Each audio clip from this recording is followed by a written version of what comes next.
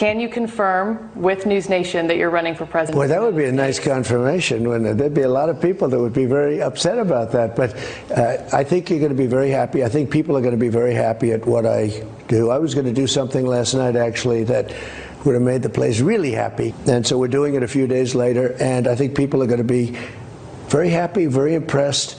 To your predecessor, who is about to launch another campaign. So how do you reassure them, if that is the reason for their questioning, that the former president will not return, or that his political movement, which is still very strong, will not once again take power in the United States? Well, we just have to demonstrate that he will not take power.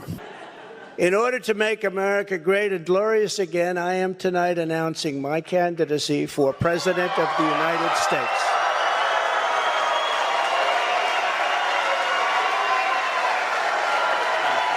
There's breaking news out of Palm Beach, Florida. Former President Trump says his Mar-a-Lago home there is being raided by the FBI. For the first time ever, a former president of the United States has been indicted. Former President Donald Trump indicted for a second time. A federal grand jury indicted former President Donald Trump. It marks the third time the former president has been indicted. Breaking news on former President Trump. He's been indicted for the fourth time in 5 months.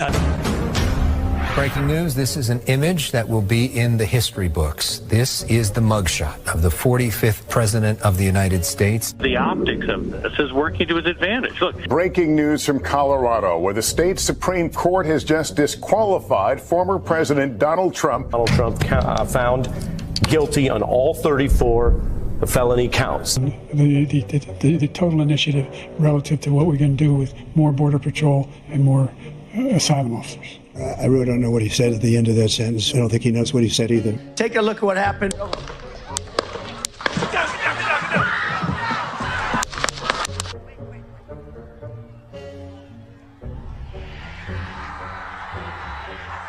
The next president of the United States, Donald J.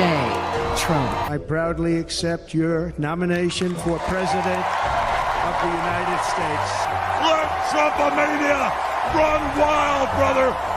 So I've decided the best way forward is to pass the torch to a new generation. She's going to my philosophy now. In fact, I was going to send her a MAGA hat. They're eating the dogs, the people that came in. They're eating the cats. Investigation underway after the second assassination attempt on former President Donald Trump. As I was saying,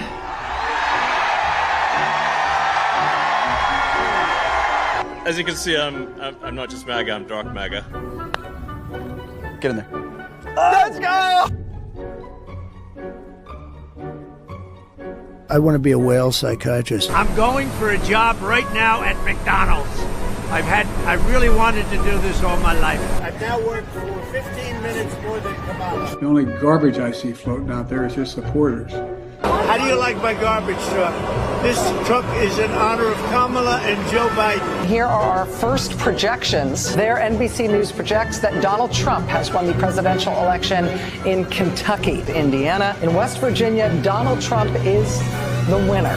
Florida, Tennessee, Missouri, Alabama, Oklahoma, South Carolina, Arkansas, Texas, North Dakota, South Dakota. NBC News also projects a winner in the Wyoming presidential race, Mississippi, Louisiana, Ohio, Kansas, Utah, Montana, Iowa, the state of Nebraska in the presidential contest, Idaho. The first swing state is North Carolina, going to Donald Trump. Donald Trump has prevailed in the presidential race in Georgia. Pennsylvania. NBC now projects he is the winner of Michigan and its 15 electoral votes. Donald Trump is the winner in Alaska, picking up 3 more electoral votes. Donald Trump has won the state of Wisconsin. He is the winner of this race and will return to the White House as this country's 47th president. Hey, look what happened. Is this crazy? What's going on, everybody? Welcome into CobraCast 199.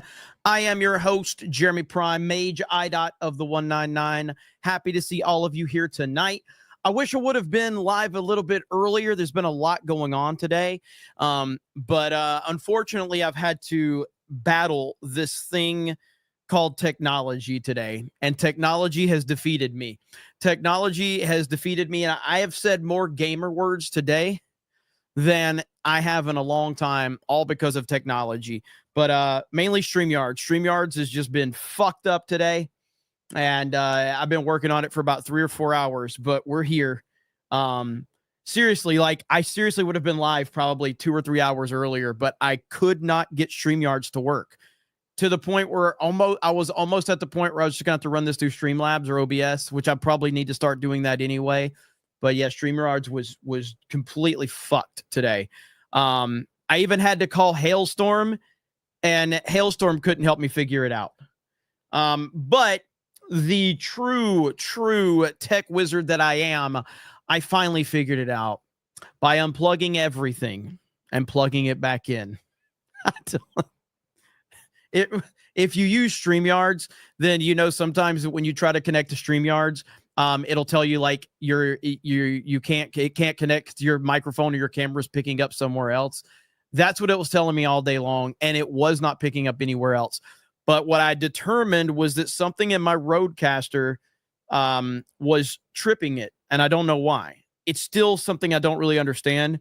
But either way, forget all that. That's not important. That's not entertaining or interesting. What is interesting is that today, Twitter/X was completely down for several hours. Me personally, it was down for like 4 hours, and then it started spotting. It was like here and there. It would be up for a minute and then would go back down. Also, Rumble was facing attacks, and it's getting even uglier because what we're seeing right now across the board, from what we're seeing with like Teslas and Cybertrucks being targeted, Elon Musk is being targeted, Donald Trump is being targeted. It's honestly kind of a scary time right now, and I don't want to be a Debbie Downer, but I feel like it's going to get even worse, because what's happening right now is the cockroaches are scattering right now, because it's just like anything else. When you turn the lights on, they start scattering and they panic and they freak out. And that's what's happening right now, because the Trump administration has basically turned the lights on to all of the fraud and all of the craziness going on, and they are lashing out. And I think it's going to get really ugly. And I hope everybody is being very careful. And on that note, we just, let me see if I can pull this up, because I don't even know all of the details surrounding this, but we just got some really horrible news out of Texas. Let me see if I could find this right here. An InfoWars reporter, Jamie White, was murdered outside of his home. Yeah. I mean, what is going on? So here we are right here. InfoWars reporter and writer Jamie White was brutally murdered outside his Austin, Texas home last night near midnight. This is crazy stuff. We're going to listen to what Alex Jones has to say right here. The InfoWars family of viewers and listeners into the world with some really horrible news. There are a lot of really cool people that have worked at InfoWars over the years, and one of the most amazing people was Jamie White. You know him as a great reporter and researcher. He was up here last night working late during the Sunday show and after it. And we even have his last post on X where he responded to Elon Musk. Jamie was murdered last night outside of his home, just a few miles away from our studios. And we are the folks here breaking that news first, because his family has been notified, and his good personal friends here that were very close to Jamie have talked to his folks and family. We sent some people over this morning when he didn't answer the phone, because he's always here early, loves to work, loves to fight tyranny, loves to promote freedom. And when they got to the apartment complex, there was yellow tape everywhere and blood all over the parking lot. And we went and talked to the manager. They didn't know anything. It's like everybody else we see in the left. They just very laissez-faire. But our crew member saw a police officer and went and talked to them. And they made a phone call, and she had the details when she talked to him and knew Jamie. The police officer said, yes, He died at the hospital very soon after they got him there. The police responded within 2 minutes, and they had him at the hospital where he was pronounced dead within 18 minutes. Just want to say the police did a great job in the response time, despite, I'm going to talk about in a moment, who I hold responsible for this, and who is responsible for this, and who are accomplices to Jamie and so many others' murder, and so many others that have been raped and mugged. Heard me on air talk about how the crime is very, very bad here in Austin. Any leftist city is, and just well, from what I'm not overly familiar with Austin, Texas. From what I understand and what I've been understanding for the last several years, that Austin, Texas, is essentially becoming the new Southern California in a lot of ways, and a lot of that Southern California clientele has moved to Austin, Texas, and it's become crime-ridden with drugs and not so great people. And I'm not sure I've ever been to Austin. If I have, I've been through it, but I don't know. I mean, I've obviously been to Texas several times. I don't know if I've been to Austin. I've only passed through it. Like, does I-10, does one of the interstates run through Austin? That's the only way I would have gone through Austin, I think. Exploded the last 4 years. But let me just tell you what happened to Jamie. What we know so far, his last post on X was 16 hours ago. 35? Okay, 35. There's Jamie's X account. I've sworn upon the altar of God, eternal hostility against every form of tyranny over the mind of man. Original gangster, Thomas Jefferson. And, I mean, I'll just say it. Jamie was our best writer and reporter. They're all great, but they all said he was the best. I mean, there's others that are almost as good, but not as good as Jamie.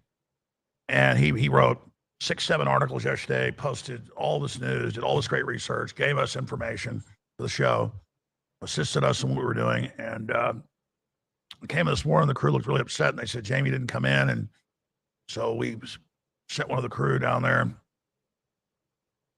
And didn't look good.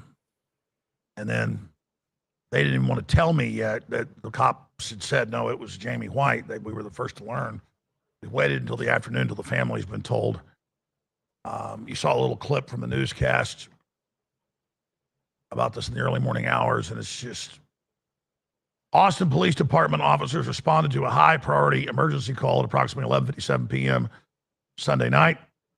The call was shoot, stab, hot shot, which refers to a high-priority potential life-threatening call involving possibility of an active shooter or stabbings. Officers arrived about 2 minutes later and found a male victim, obvious signs of trauma, according to APD Public Information Officer Leah Ratliff. Officers attempted life-saving measures before the victim was transported to a local hospital where he was pronounced dead at approximately 12:19 a.m. Monday morning. I mean, so we probably don't have a lot of specifics right now. I mean, I'm not going to just jump to that this is all like part of some targeted thing or something like that. I mean, I'm not going to sit here and pretend to know, much about him. I know the name, but I don't know much about him. You don't know if somebody is tied up into something. I have no idea, but it's obviously awful and sad. And we're just going to have to wait to see what some of the information is, because, I mean, things are dangerous and the world is getting crazy right now. I guess we'll find out if this person, was obviously in the state of Texas. So this person had, every right to, be armed. So I'm not sure, but it's crazy. And the world is getting crazy right now. And that's just on the heels of all this other stuff that we're seeing right now with all of these Teslas and Cybertrucks, like right here.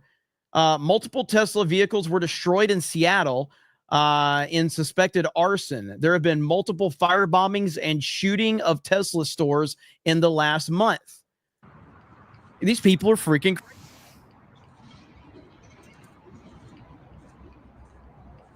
Look at this.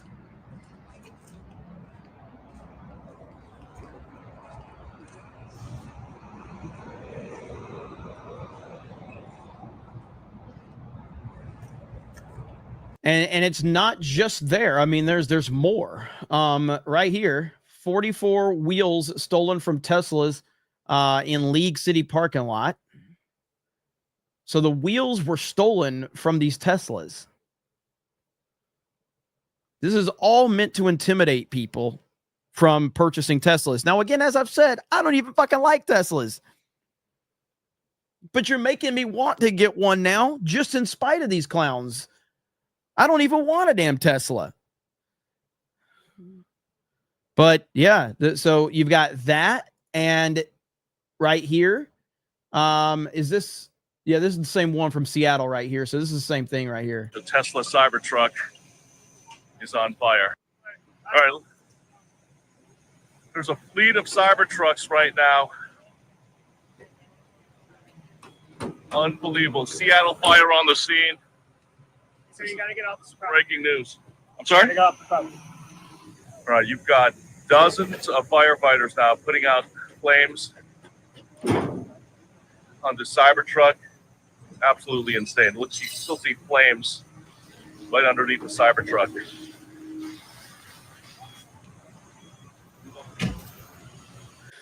So this is just the latest, and it's only going to get much more concerning out there as time goes on. So I hope everybody that's watching this show is taking the proper precautions, because it ain't getting no better, and I don't see it getting any better. I only see it getting crazier right now, and more intense. It feels like we're on the verge of something pretty bad, because you don't just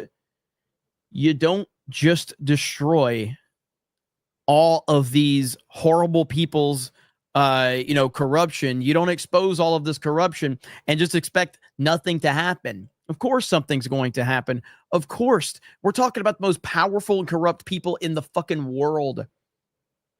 Of course, they're going to pay. They're going to start trying to pay Elon and Trump back. You know what's crazy, man? What is going on with Steak and Shake? Steak and Shake has been based. I just saw this. Steak and Shake has been like really freaking based on social media. What's up with this? I've honestly never had a Steak and Shake, by the way. I've never went there. They have been really based. So I just saw that on my feed right there. If you go through their feed, like they've gotten like, look at that. There's RFK. Look at that. RFK. Let's go. You see? Like they've been on it, man. They've been posting this futuristic stuff. They're retweeting RFK stuff. What is happening, man? Always gets orders wrong. Well, you must have been hanging out with RK Outpost if that's the case. But I know there's a lot of bad news. And we have to cover that. But there's also some good news, ladies and gentlemen. Are you ready for the good news? Finally, back by popular demand for the first time in 20 years, the Emmy-nominated original Apprentice starring Donald Trump is back. Watch season 1 of The Apprentice, now streaming on Prime Video. New seasons every Monday. Let's effing go. How many times have I talked about this? I've talked about this show, and if it was available, it would blow people's minds if they actually got to watch The Apprentice. And now people are going to see it. So season 1 is on Prime right now. Now, I'm going to be interested. Is this going to include the Celebrity Apprentice as well? Because I think the Celebrity Apprentice is the best thing that Trump did. They're all good, though. All of it is really good. And I would there's a lot of people that never saw this. So I've been talking about The Apprentice for a long time. And finally now it is on one of the bigger streaming platforms. This is great news. And this is all because it wouldn't have happened if the people would not have stood up and made all of this happen. They have tried to memory hole President Trump and his iconic ways and his iconic presence if you go back and watch The Apprentice, watch how they portray Trump. He was a fucking hero. He was the most respected man in the world. And they treated him just like that.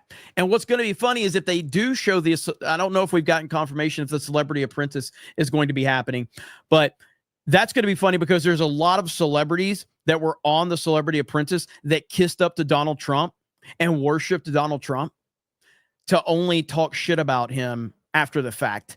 And if the masses get to see all of those celebrities so nice and so respectful to Mr. Trump, as they referred to him back then, and it's going to expose a lot of those clowns. So I hope that they get that. I don't know if we've gotten confirmation of that, but it's really, really good. So yeah, you guys should check that out. Super awesome. I think Gary in the chat? I know Gary was going to be watching it. It's so good. I know he's seen it before. So back in the day, it was so good though. But yeah, so I'm really happy about that. Hopefully the Celebrity Apprentice is involved with that. So we'll see. Jeremy is gay for $1. Eric Stratton says Jay really likes his new female gremlin action figure at 3.5 feet off the ground. It's a good height for displaying and stuff. I'm sure it is. Alex from Carson says, tweeted you a Trump Vance Zelensky AI voiceover. Noted. And I saw your tweet that we hit 1,000 members in our Criticalist group. Hell yes. Jeremy's Crush Show for $5. Fantastic vs. Knox says, g'day, fellow fix. Canada can't catch a break. Not just Trump tariffing them, but also China. But Canada retaliating against Trump's tariffs. They can't catch a break because they're ran by the worst people in the world. Force Geek says Ben Shapiro is trying to cover the Epstein-Israel discussions by starting the Derek Chauvin discussion. We need to stay focused on Epstein. You know, I actually saw a video from Mark Dice, and I want to play that here in a minute. I think Ben Shapiro is a horrible person, a terrible person. And so I did watch some of that Mark Dice video, and I agree with everything Mark Dice said in the video. It's basically... the other day I said it when I was asked about it. I wasn't even sure, but I'm like, it's got federal and state charges. Trump can't, I think it's the federal charges Trump can pardon him for, but he can't touch the state charges. So there's nothing that can be done. So this is all just noise. This is all just noise to create another controversy to take our minds off of what? Epstein. Yep. I agree completely. Doug B says, welcome to the newest terrorist cell, your neighborhood Democrats. Yep, you are correct, Dougie B. How you doing, brother? Thank you for the 20. Magatron says, the liquor company I work for is going to have an event where Hulk Hogan will attend. I pulled some maneuvers to work the event so I could meet the Hulkster and thank him for having Trump's back. Hell yeah, man. That's awesome.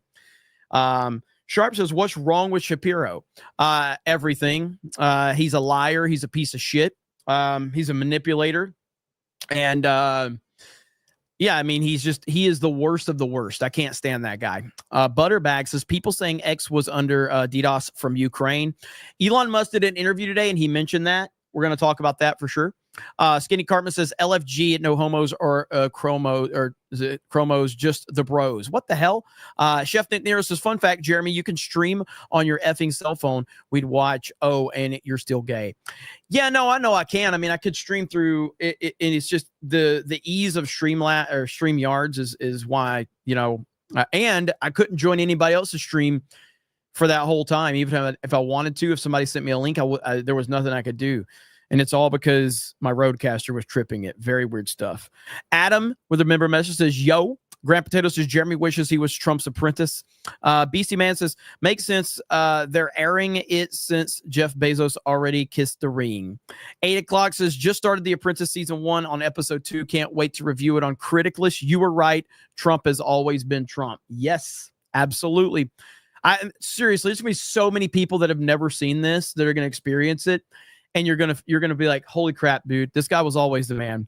Bird Up says, reject modern times, embrace classic Pizza Hut architecture. I mean, but how do we embrace it? It's gone. There's no more classic pizza. Are there any classic Pizza Hut yet left? I don't think there is. If there is, I'm driving to it tomorrow. Dark Schwartz rising for 5 gifted memberships. Thank you. Too High Shrunk says Vance's speech today was really good. Should watch. I saw some clips of that. It was very good. Let's see. Okay, so let's watch this Mark Dice video on Ben Shapiro. Little Ben Shapiro. And it'll show you this is who Ben Shapiro is and what Ben Shapiro is all about. He's a piece of shit. Now, let me remind you that Ben Shapiro and the Daily Wire, Israel First, Daily Wire, also Babylon Bee, who's Israel First, they all wanted DeSantis to win. They all went in 100%. Now, again, I got nothing against Israel. Got nothing against Jewish people. But the facts are the facts. The Israel First Daily Wire and the Israel First Babylon Bee went all in on DeSantis, and they even were going negative on their employees that were pro-Trump. The fucking Babylon Bee fired a guy, Gavin Wax, who was pro-Trump. They fired him because of the DeSantis shit. Interesting, huh? Interesting. Anyway, here we go. The Daily Wire have sunk to a new low, but his ignorant audience thinks that his new campaign encouraging President Trump to pardon Derek Chauvin, he's the police officer who was blamed for George Floyd's overdose. His ignorant audience not aware of the incredible gatekeeping that the Daily Wire and Ben Shapiro engages in, thinks that that is a great idea, that Ben Shapiro is very brave for taking on such a controversial position. But if you understand what it is... And by the way, mods, please drop links to Mark Dice's YouTube channel. Mark Dice is great. I've been watching Mark Dice for a long time. I don't know him, but I do like Mark. And yeah, I'm sure everybody here knows of Mark Dice. But if you haven't, please go shoot him a subscription. Is that they're actually doing, you realize that this is a new low in conservative media. Stay tuned for this because, as Paul Harvey used to say, wait until you hear the rest of the story. And subscribe to my channel if you're new here because you're not going to get information and analysis like this anywhere else. But how could this possibly be a bad thing, you're wondering? Shouldn't Derek Chauvin be released from prison? Well, absolutely. Like I said, wait for it. He didn't just make this announcement off the top of his head. This was a planned campaign that they launched last week with an accompanying website, pardonderek.com, which we'll look at closely in a moment. President Trump should, in fact, pardon Derek Chauvin. As I say, we will be covering this pretty extensively in the coming weeks. Right now, you should go to pardonderek.com and sign. Wait till you see what Ben Shapiro had to say right after the initial reports of what happened to George Floyd were. Wait till you see what he said and look at the likes on those tweets and how much traction Ben Shapiro added to the anti or the pro George Floyd narrative and the anti Derek Chauvin narrative. Wait till you see those tweets. This is the same Ben Shapiro that said, get the vaccine, you dopes. This is the same Ben Shapiro that called Donald Trump a racist and a sexist in 2015. That's right. That Ben Shapiro. Sign our petition asking President Trump to grant justice to Officer Derek Chauvin. That is pardon, P-A-R-D-O-N, Derek.com, P-A-R-D-O-N-D-E-R-E-K.com. Ben Shapiro is a Harvard-educated lawyer, and he, of all people, knows that President Trump can't get Derek Chauvin out of prison because he was convicted on state murder charges. He was convicted on federal civil rights violations as well, which President Trump couldn't pardon those, but he still isn't going to get out of prison. But little Ben is giving the impression that Derek Chauvin could just be set free. He can just walk right out of prison, just like the Proud Boys, who deserve to all be set free. And again, this wasn't just a comment that he made off the top of his head. This is part of a campaign with their new website, pardonderek.com, which then leads you to the Daily Wire's website, where it has this note here, which says, we encourage you, President Trump, to pardon Officer Derek Chauvin. Sign the petition over here. And then the fine print right there you can read says, by clicking here, you consent to receive email. Oh my goodness. By clicking here, you consent to receive emails featuring news and special offers from Daily Wire and our sponsors. Talk about grifting. Holy shit. Emails featuring news and special offers from the Daily Wire and our sponsors. So this is literally nothing more than a publicity stunt for the Daily Wire to increase their email list. because there's no way that Donald Trump can get him free. He can't touch him on state charges. He doesn't have the authority. And as Mark Dice already said, Ben Shapiro is very much aware of this. You could say a lot of things about Ben Shapiro. He is not a stupid person. He's a very smart person, an incredibly smart person. No, I don't trust him. I would never trust him, but he is a very smart person. So that they can spam people, encouraging them to become paid members for the Daily Wire Plus and to shill all of their products like their proprietary Jeremy's razors and the Daily Wire chocolate bars. That is the face of a lying devil. It would be one thing if President Trump actually could get Derek Chauvin out of prison, but again, he can't. Ben knows that. If Ben Shapiro wanted to reach the president of the United States for any reason, all he would have to do is just send a text message or pick up the phone and call any of the number of senators or members of the House of Representatives whose personal cell phone number he has. Last week, he was Speaker of the House Mike Johnson's guest at the joint address to Congress. That's how well connected Ben is to the power structure. And the Daily Wire is now running this PardonDerek.com scam as an ad on their shows. Democrats are on the run, and we're going to get to just why in a moment. First, the Daily Wire continues our fight. As you know, on this show, we've been calling for the pardon of Derek Chauvin. Derek Chauvin was railroaded. Yes, we know that. In fact, we knew that the day that the video went public because it was clear that he was having a medical issue. But at the time, Little Ben threw Derek Chauvin under the bus. Oh, look there. Ben Shapiro with 76,000 likes on this tweet. Posting on Twitter that he just returned from a 2-day Jewish holiday and half the country is on fire. We all agree, he says, on George Floyd, which is why a bad cop is now under arrest. He went on to say that the government has one primary function: to prevent the violation of rights to life and liberty. A police officer destroyed George Floyd's rights. See, this is the same bullshit, like the reactionary bullshit of like people just have to get out there and take their moral stand or whatever. Like, listen, when I first saw the footage of what happened with George Floyd and everything, like optically it looked bad, especially when you saw what the mainstream media was presenting it. But then when you got to see more video of it and you're like, hold on, wait a minute, something ain't right here. There's more going on than what we were told was going on. But little Ben Shapiro had no problem going out there putting tweets that were reaching millions and millions and millions of people so he could virtue signal. Did at least condemn the rioting and the looting, saying you're not stealing that TV to honor George Floyd or protest police brutality. You're stealing that TV because you're a POS. And yes, of course, the officers plural, in that video should be prosecuted to the full extent of their law breaking. What laws did they break, Ben? This is the same guy who condemned cartoonist Scott Adams, calling him a racist a dozen times because he simply said that he prefers to live in a white neighborhood with fellow white people. Just to rewind for a second, Scott Adams, the creator of Dilbert, he said some racist stuff, which of course... I don't even like Scott Adams. That's funny as hell, though. Is indeed racist. What he said was in fact racist. You can fully acknowledge Scott Adams' racism and still also recognize the media would be totally fine with Scott Adams' racism if it was directed in precise reverse at white people. In the United States, if you direct racism against Black Americans, that of course is verboten, is very bad, and you'll have your career ended. And there's a strong case that ought to be the case. Where did the Black Lives Matter founders live? When they got a lot of money and they were able to buy a house in whatever neighborhood they wanted to live in. I'll just let you guess what the demographics of those neighborhoods are. Case because racism is bad. Strong evidence, he says, that Scott Adams should have had his career destroyed, which of course it was.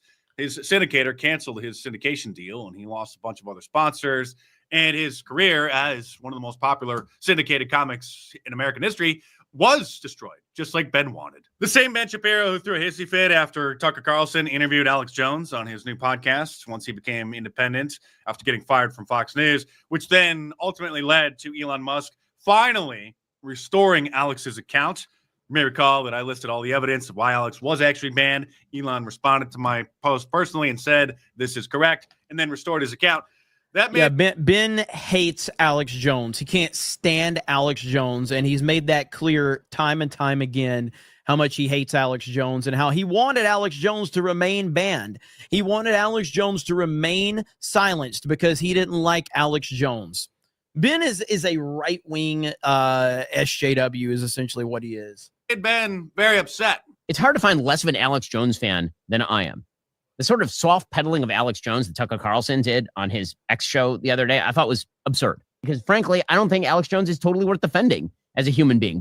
Well, Ben, I guess that's just one of 100 things you and I disagree on. Just like I don't believe that anyone in conservative media or anyone in media or anyone anywhere should be canceled because they express sympathy for the innocent Palestinians in Gaza. In fact, the neocon position is that there are no innocent Palestinians in Gaza, period. But we all know what happened to Candace Owens after she started expressing sympathy for the innocent civilians there. And then instead of admitting the now obvious unwritten rule of conservative mainstream media, thou shalt not criticize Israel for any reason whatsoever, no matter what, Ben just sat there silently when he was asked why they fired Candace. One of the consequences I remember this has been...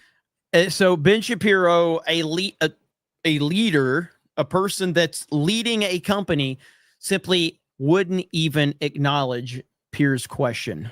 A lot of very high passions on both sides, a lot of angry disagreements. You and your company have been at the center of a very high-profile one at the moment with Candace Owens, who's now left Daily Wire. Can I ask why? I mean, you can ask. No, I'm not. You can ask why you don't want to say anything. Again, you can ask. Oh, God, I can't stand Ben Shapiro. He drives me crazy. Like, what an elitist douchebag answer that was. You run a company. You are the face of that company. You made public statements, negative statements about Candace Owens when she was employed by the company that you founded. And you can't ignore, like, if it's a private issue and it was never made public, then I totally understand why. I would rather, out of respect for, all parties involved, peers, I just would rather not bring any of that up publicly. I do appreciate the question. Not something we're going to get into, but Ben Shapiro made comments, a negative comment, took shots at Candace Owens publicly. It's on video. God. I'm only curious because I know what a staunch defender of free speech you are. And it would surprise me if it had been someone's opinions that would make you want to part company with them. However contentious. I mean, suffice it to say, the only thing I will say is what I've said all along with regard to Candace or with regard to any of our other hosts. I am not in hiring and firing position with the Daily Wire. I'm a co-founder of the Daily Wire. So he had nothing to do with it whatsoever. Surely he wouldn't have an informal conversation with his best friend and his co-founder and the CEO of the company, Jeremy Boring, about his concerns of Candace's commentary. Would you like to show us any more of your blatant hypocrisy, Ben? They say that I want America to fight wars for Israel. Nope. First of all, Israel can take care of herself. A few moments later. If Israel is forced to the wall, the possibility of nuclear exchange is extremely high. That is why it is very important that the United States provide the material aid to Israel and that they also dissuade Hezbollah from getting in. It's why Joe Biden has been warning Hezbollah not to get in. That's what's happening right now. After Palantir, the Orwellian tech company, announced that they were going to be hiring 180 Jews from college campuses who need a safe space because they got their feelings hurt because of the anti-war protesters, Ben Shapiro responded to that post saying that he loves this. What he doesn't love, however, is people questioning the motives and the tactics of his beloved state of Israel. And you're just asking questions. You don't know, right? This is the game that is played by so many corrupt commentators. Just asking questions. I don't have to show you evidence that something terrible is happening. I don't have to actually demonstrate how the thing is happening.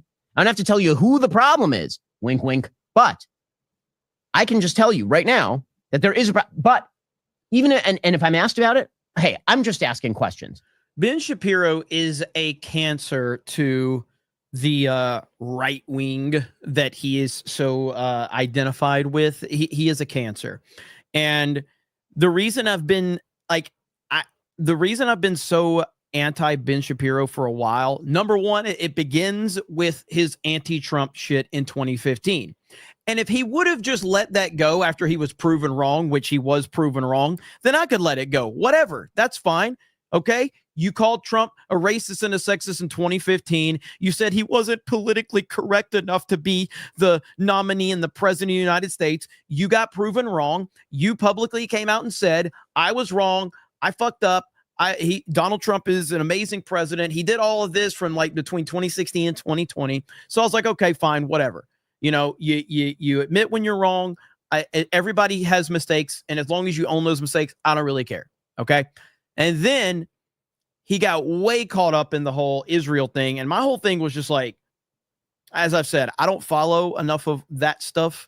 There are better people out there that follow it, that can cover all of that. But specifically to Ben Shapiro, if you love it so much, why are you in America? That was my only question. If you're so passionate about this, and if you're willing to go off on people and scream at people and go unhinged on social media and on your streams about how important this is, then take your ass over there. It's the same approach that I take to, if you love Ukraine, if you have a Blockbuster Video flag in your bio and you love it so much, take your ass over there and fight for it if it's that important. Because I guarantee you, Ukraine would have no problems if everybody that had the Blockbuster Video flag in their bio walked their ass over there and was willing to fight for Ukraine. If all the people on social media actually put their money where their mouth was, they wouldn't have any problems. So if you love it so much, take your ass over there and fucking go. It's not, I mean, that's fine. I appreciate your passion. So go over there and fight. If that's what's most important to you. But then Ben Shapiro and the Daily Wire went anti-Trump and all in on Ron DeSantis.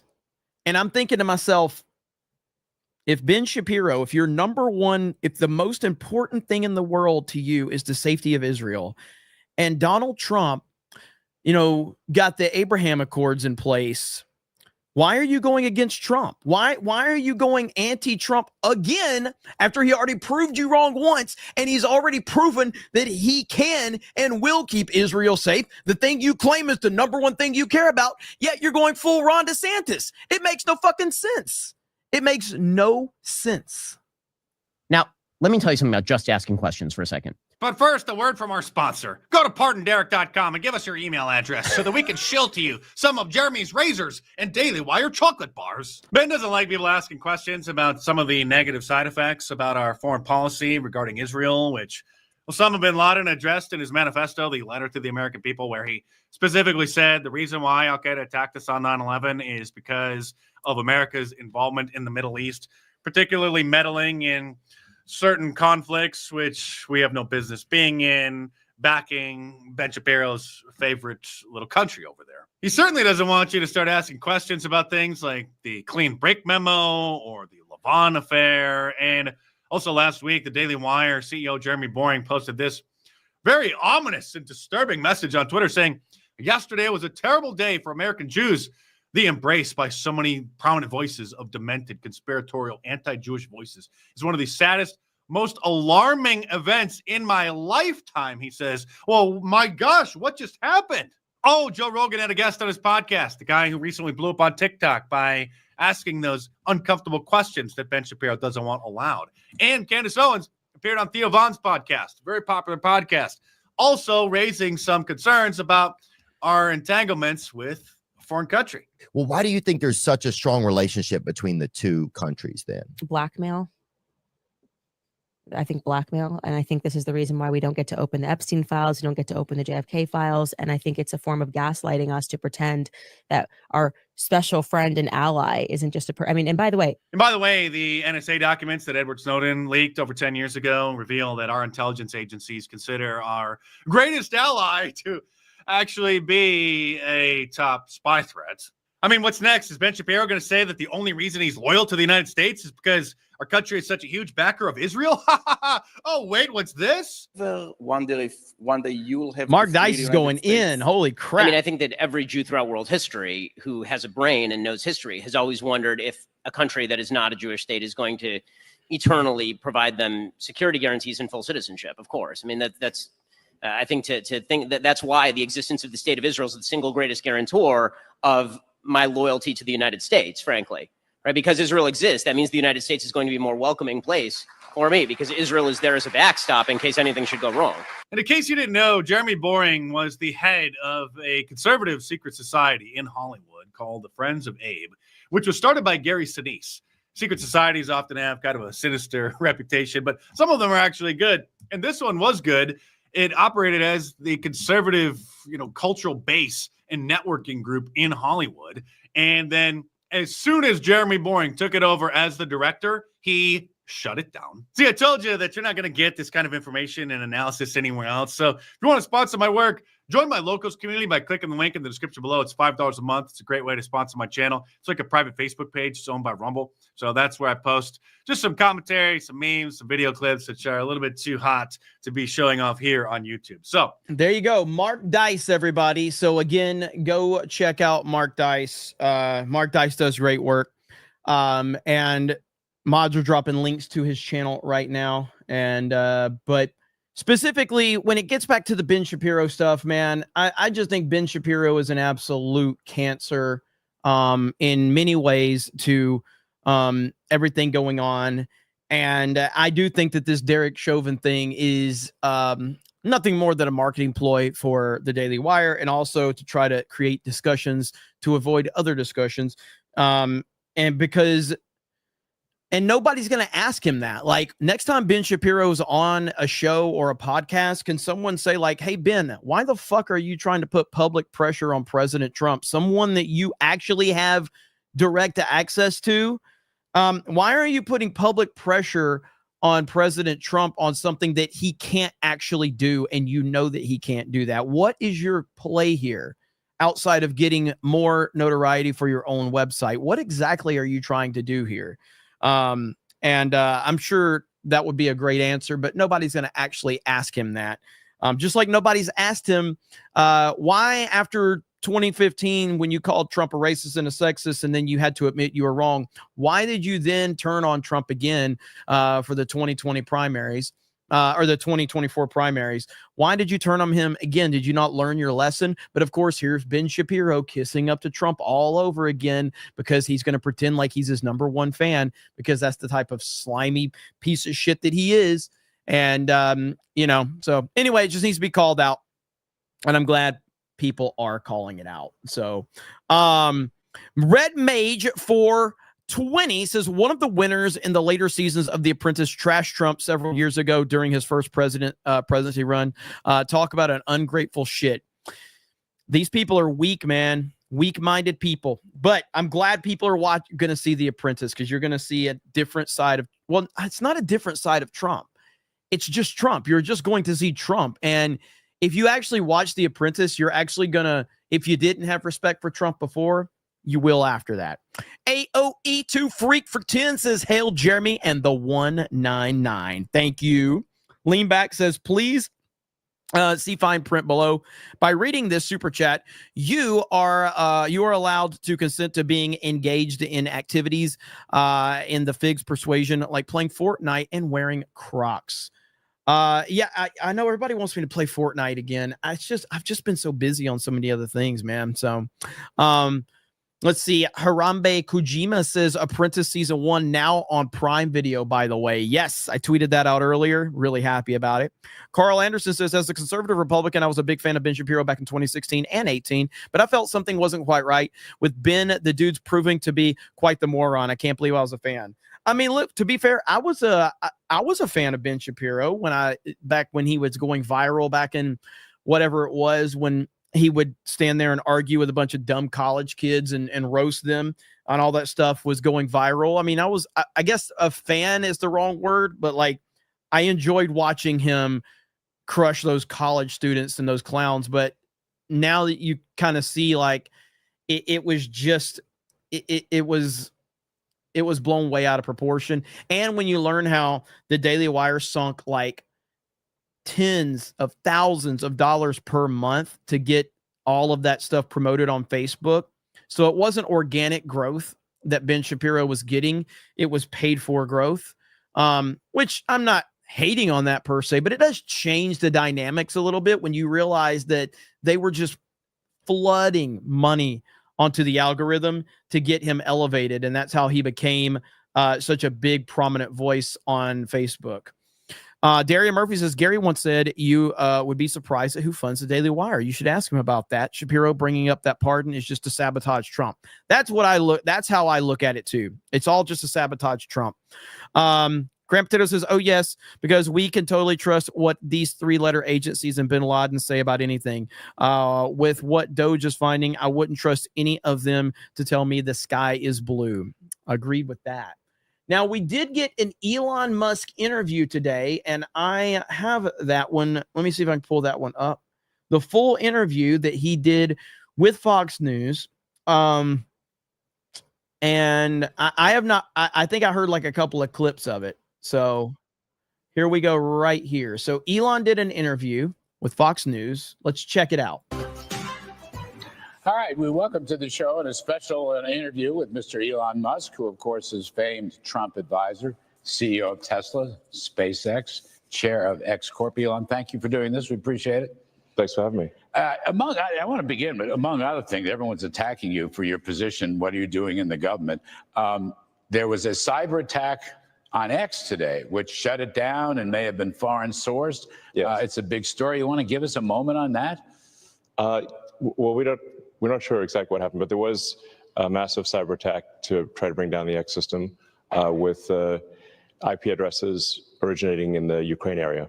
Oh, well, so that's your suspicion. Is it from Ukraine? Is the website, is the internet up? Is it up yet? It's up, yeah. It's up yet. Okay, good. But I just was looking back. Let me just see if I get this right. They're setting fire to various Tesla charging stations near Boston.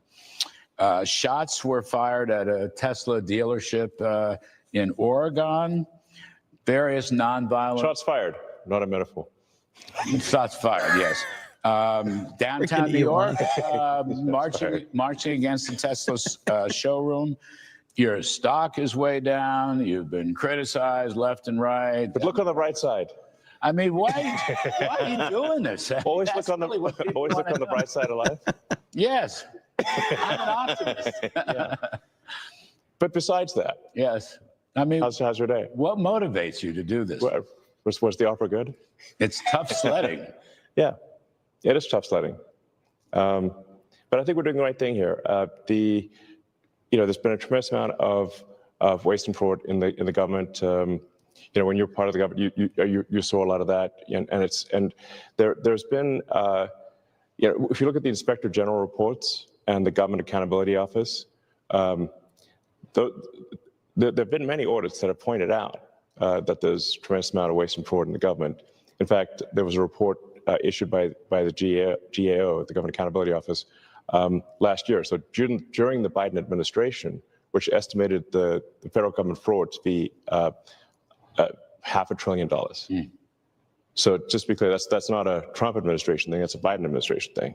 So what we're trying to do is get that number down to a much smaller figure, save money for the American taxpayer, stop money being spent on things that I think very few taxpayers would agree make sense. Transgender animal surgeries, or why are we spending money? Why are American tax dollars being spent on this? The president's. And by the way, we're going to go right back to that, but I just want to say, a lot of you, I'm calling you out in the chat. A lot of you have been very, very, very critical of Pam Bondi. You have said Pam Bondi hasn't done anything since she's been in office. I'm about to prove you wrong, ladies and gentlemen.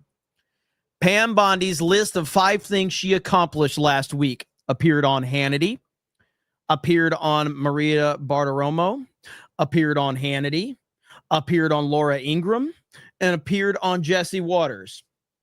So what do you got to say about that, critics? Are you just intimidated by a strong woman? Huh?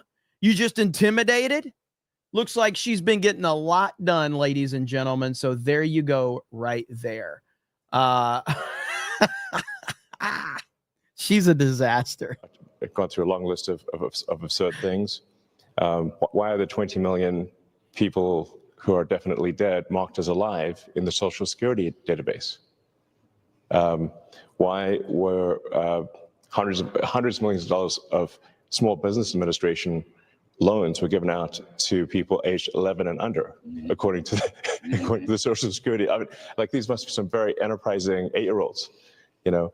And some pretty strong 150-year-olds. Yes, exactly. As the president said, you know, we have an enormous number of people marked as alive who are 160. He didn't know the country was that healthy. Yes. You know. So demystify this. How do you do it? Okay. How big is your team? Yeah. Where'd you recruit most of them from? And what is it that makes you choose, you know, the Treasury or Social Security or USAID? How does it work? Let the public know, please. Right. Well, we just basically follow the money. You know, we look at the president's executive orders, and we also just follow the money. So we started looking closely at USAID because they were completely violating the president's executive orders to suspend foreign aid. You know, what's called foreign aid, but in our view is a lot of corruption. So what we saw there is just a tremendous amount of money being sent to non-governmental organizations. But actually, this, by the way, is, I think, one of the biggest sources of fraud in the world is government-funded non-governmental organizations. This is a gigantic fraud loophole where the government can give money to an NGO, and then there are no controls over that NGO. So they've given billions of dollars, in fact, we estimate tens of billions of dollars to NGOs that are essentially scams. And by the way, I'm trying to put a stop to that. You know, so I don't want to interrupt, but Secretary of State Rubio just come out. I think he tweeted today. He has accepted over 80% of your recommendations to shut down in USAID. Right. So your review and analysis was spot on. Yes.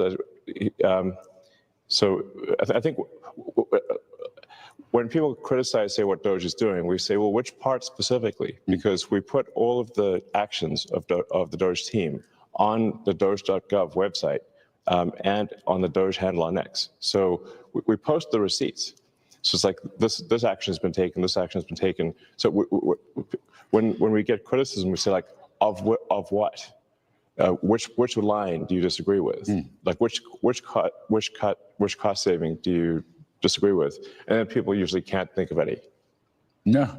You know, so it's transparent line by line. It's transparent line by line, which is quite remarkable. Right. And so, and then with respect to the Treasury, for example, the two main recommendations we suggested, which have now been implemented, was that any payments going out of the Treasury, especially the Treasury's main payment computer, which is called.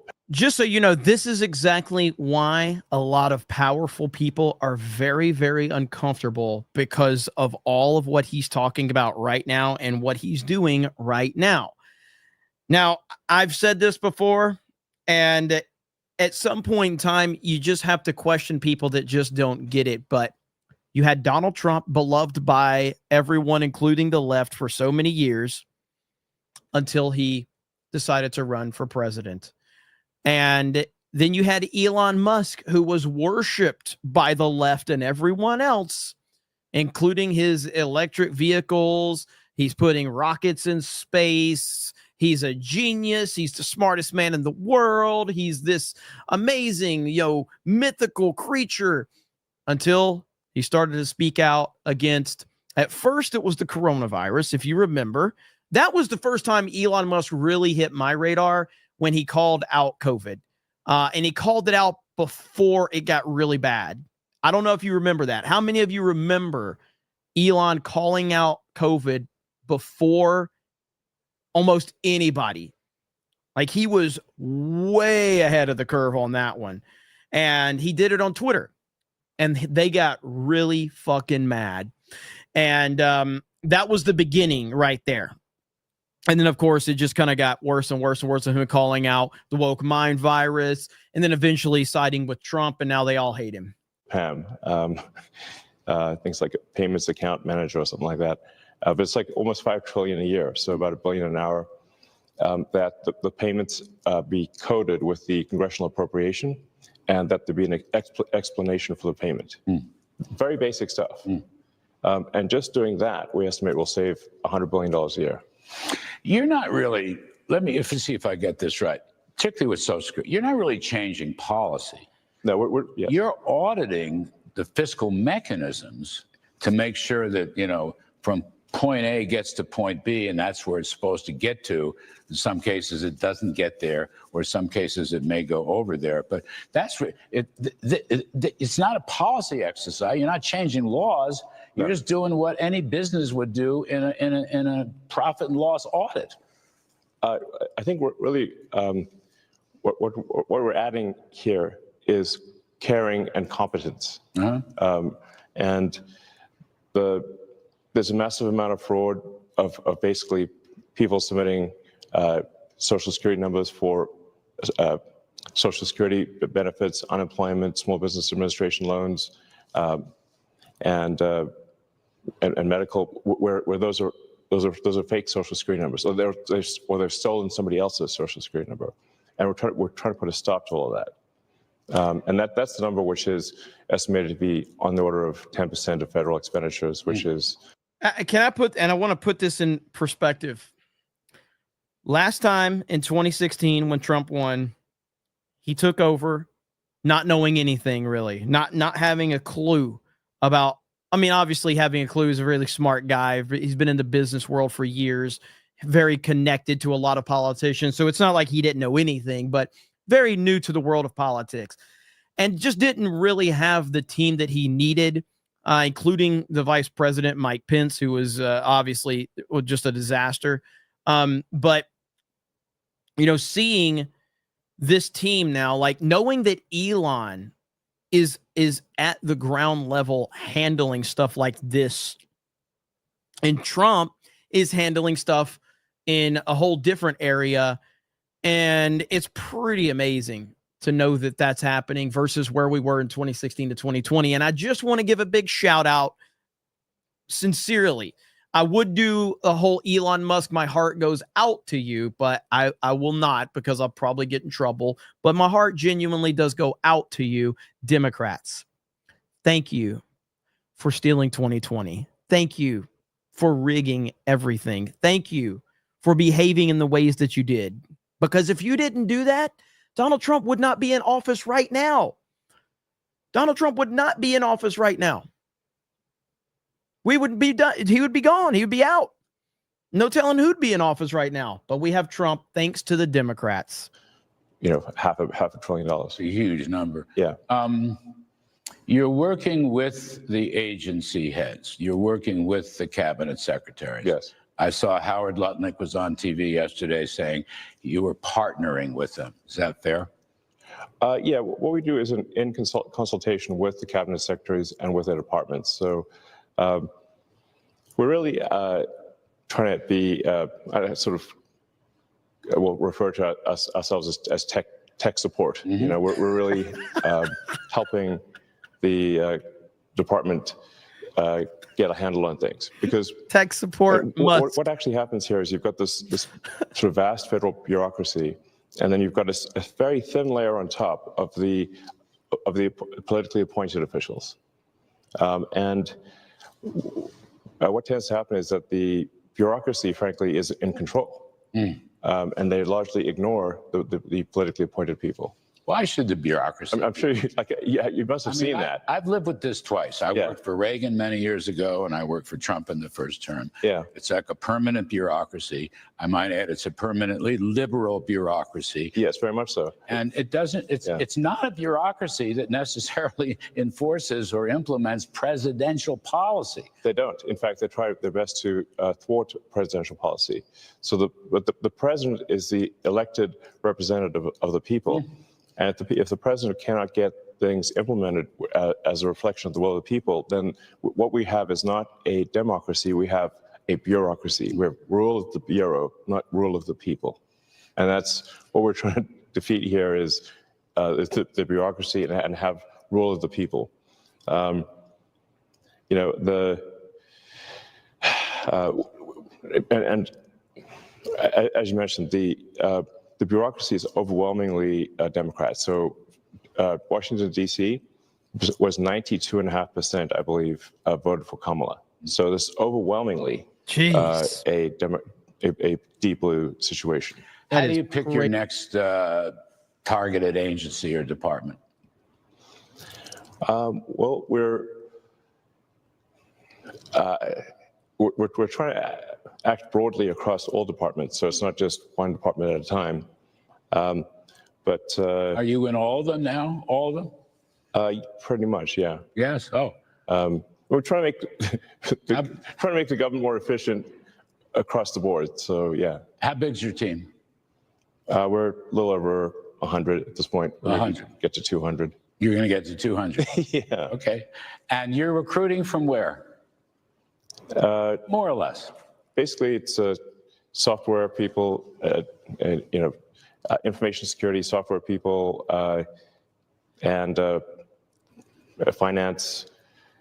It's basically, finance and technology.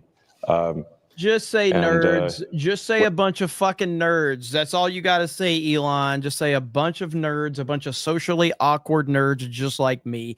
That's all you need to say, Elon. Wake-up call for me was looking at seeing that the interest payments on national debt exceeded the Defense Department budget. And that was only growing over time, which meant if we didn't do something about this, then there won't be any money for anything. We'll just be servicing debt. And you know how to read an income statement, and you know how to read a balance sheet. You've had some business experience. I'm kidding, but yeah, you know about this stuff.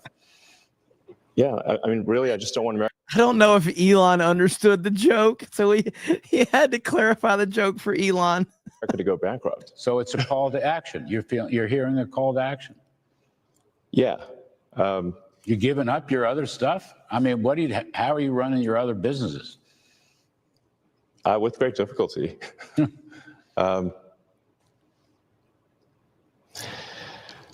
Yeah, I mean. But there's no turning back, you're saying? I'm just here trying to make government more efficient, eliminate waste and fraud, and so far we're making good progress, actually. So our savings at this point exceed $4 billion a day. Mm-hmm. So it's very significant. You think you'll wind up getting to $1 trillion? Yeah. Of savings? I mean, unless we're stopped, we will get to $1 trillion of savings. And that stuff can be translated. I mean, we've been talking, we had Russell Vogt, the OMB director, on earlier, through very rescission authority, impoundment authority. But I believe you said it earlier, it's an audit that will not gather dust on shelves. This is actually going to wind up with real savings, bend the spending baseline down. Yeah. There have been many good audits, like I said, done by inspector generals and by government accountability office, and they just haven't been implemented. Nothing's been done. I think the GAO identified that there were 17 million dead people in the Social Security database several years ago. It's now 20 million, but nobody did anything about it. I think we can sort of look at this as a complaint minimization optimization. So basically, if the government sends money out to, whether it's wasteful or fraudulent, nobody complains if they receive money, but they do complain if they don't receive money. And the people that complain the loudest are the ones receiving the fraudulent money. And you're on it. Yeah. I mean, so the goal here is let's not have America go bankrupt with waste and fraud. So that's what I'm here for, and we're making good progress. Yes, so there's a good clip that I want to show you guys that just kind of sums up Elon Musk really quick. I hope I don't get hit for this clip because I could. I'll try to pause through it, but it's so funny. Like right here. I sometimes say or post strange things, but that's just how my brain works. To anyone I've offended, I just want to say I reinvented electric cars and I'm sending people to Mars in a rocket ship. Look how awkward he is. This part right here is the best part, though. Did you think I was also going to be a chill, normal dude?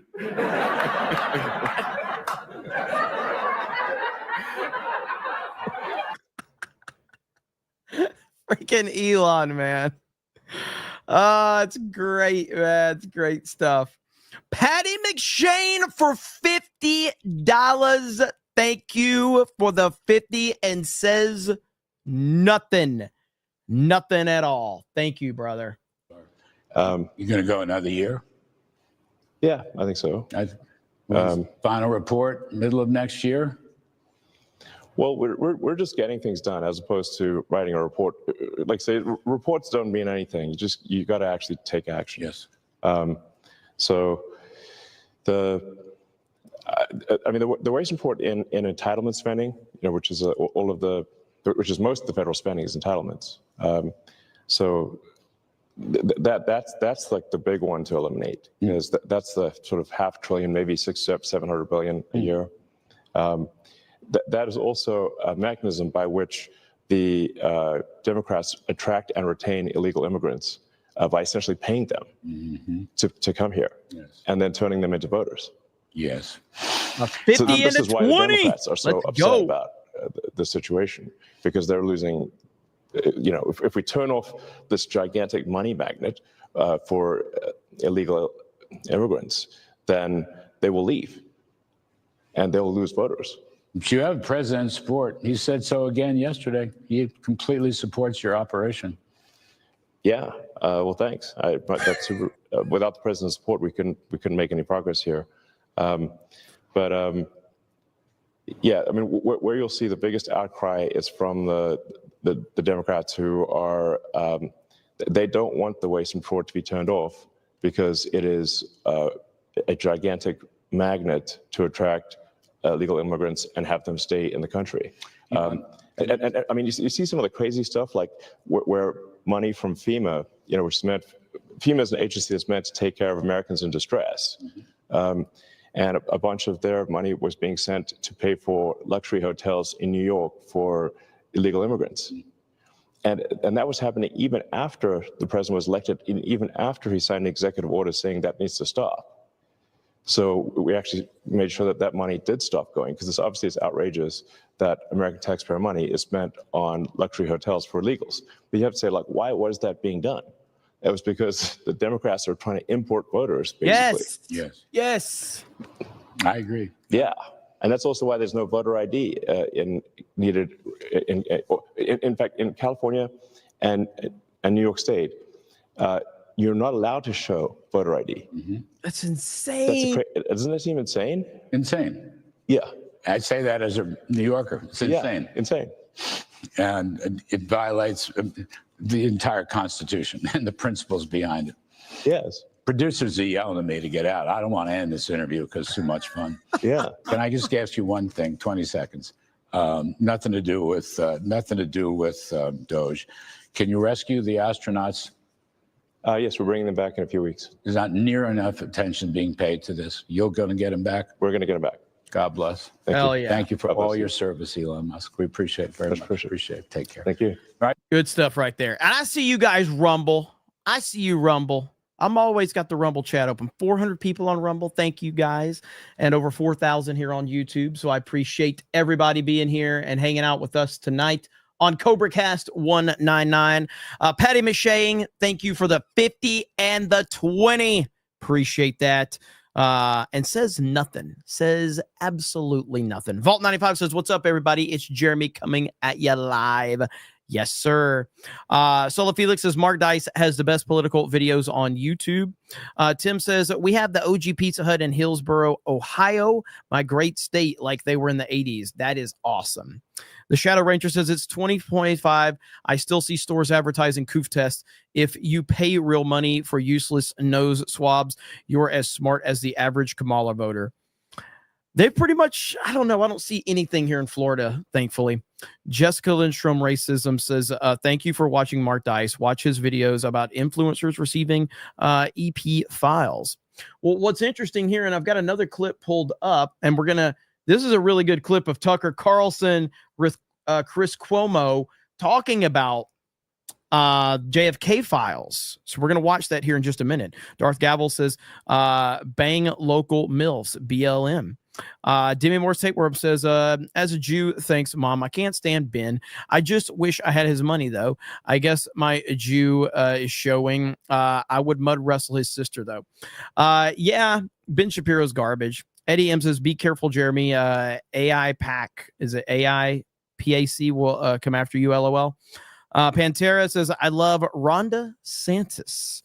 Mike Zero Sources, breaking news. The Daily Wire's just hired Mike Zero as their chief fact checker. Things are looking up now for Ben and the Daily Wire. Benjamin Loken says, whoa, what a nice list of just talking, Pam.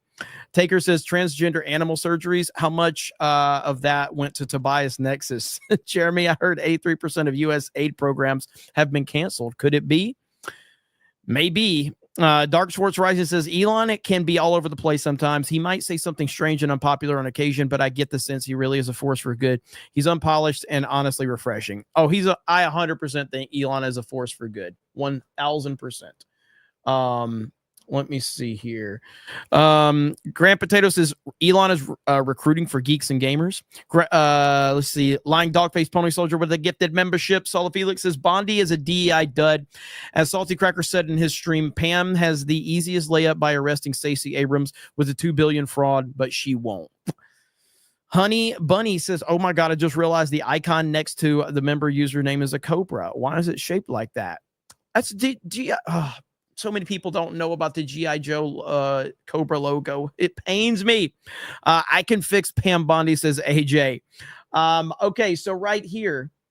So this is a clip. I guess Tucker had Chris Cuomo on. Let's listen to this. What is that source? I don't know. And where's your boy Kash Patel? I mean, he went in there to supposedly bust all this up. I can't answer that. He put out this weird tweet, that was very general, like, things are going to change and we're going to do this and da-da. After we learned that someone under his control now, right, because he's the head of the FBI, in that office that's under him, why wasn't he there? Why didn't he go there and say, give me the files, give them to me? Weren't you just saying the deep state's not real? I don't know. I don't believe in the deep state. I love how Tucker put it right back on him.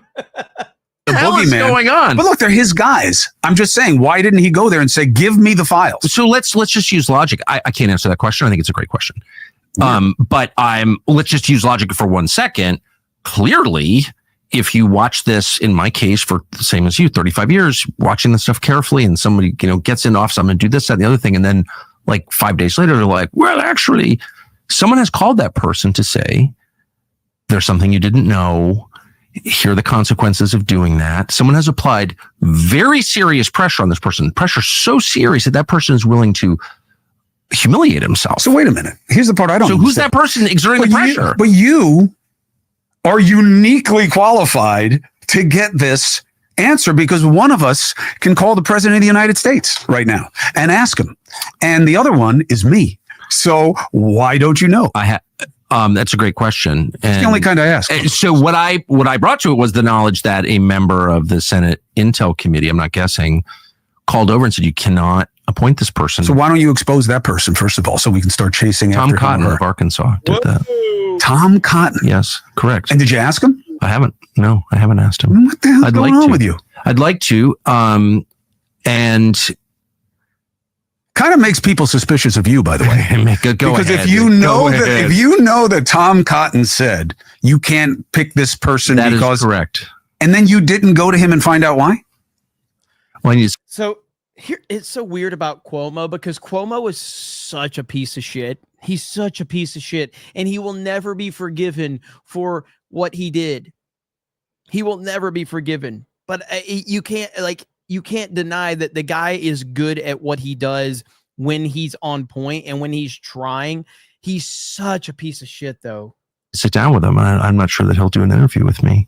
I'm waiting. You are like the spirit animal of that administration. No, but it's a fair question. It's a totally fair question. And the answer is, I hadn't thought to do that. And there's a lot going on. And I've been distracted, and I've kind of been. Now I think you're part of the deep state, and just like that, think that I probably wouldn't be saying any of this. I was part of the deep state, unless that's what they would do, is make me think that it exists, but you're not sure because it's actually you. The number of people have texted me, but like, oh, you're working for the CIA. It's like, no, actually, nobody believes more strongly in radical reform at CIA than I do, with, I would say, some knowledge of the subject. Look, I mean, people can think I work for the deep state. I don't. I don't think there is a deep state. Here's all I'm saying. Someone is applying massive pressure to elected officials and has for a very long time. And I would like to know who that is. Ask Mike Pompeo why he told. Oh, I have. And when I got into it with Mike Pompeo, no, I mean, I've talked about this before. I don't want to be boring, but that's all I was saying. Here's my point. Please.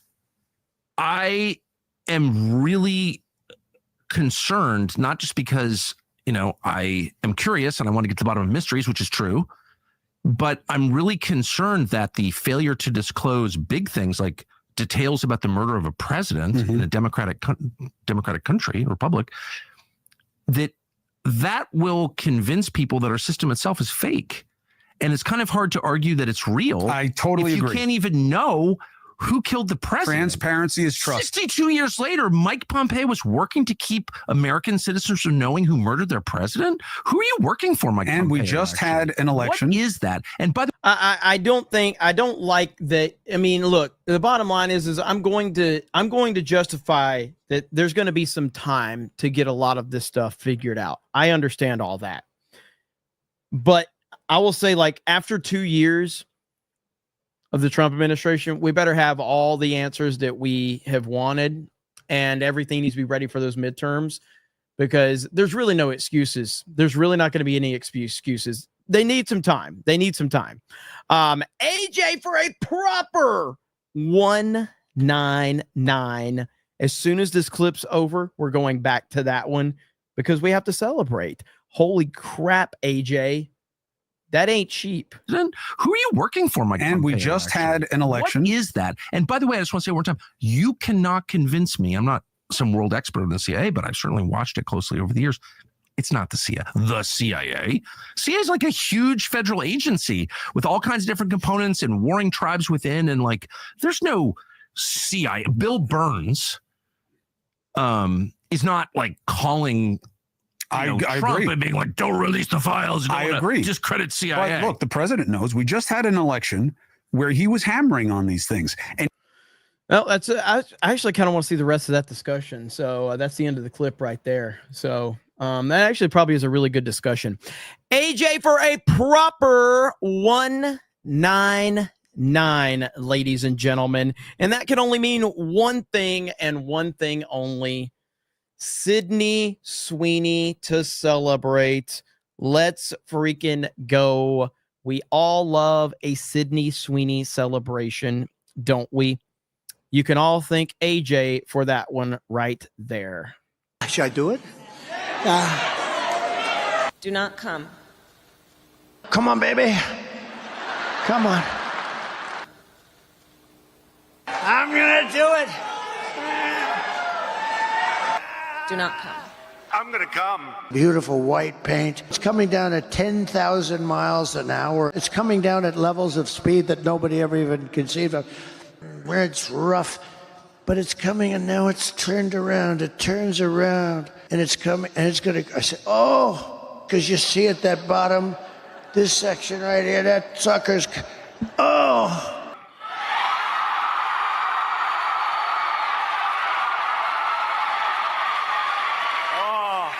Should I do it? Thank you, AJ. Appreciate it, brother.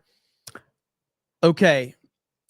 I hate to do what I'm about to do, but I have to call it out. Okay? Ladies and gentlemen, I, Jeremy Prime, Mage IDOT of the 199, it's time for the JD Vance memes to end. It's time. The JD Vance memes have to end now. This is too far. It's over. We have to call this out. No more JD Vance memes. We finally took it too far. No more JD Vance memes, okay? No more.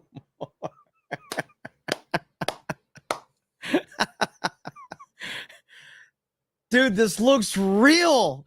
This is terrifying. What are we doing?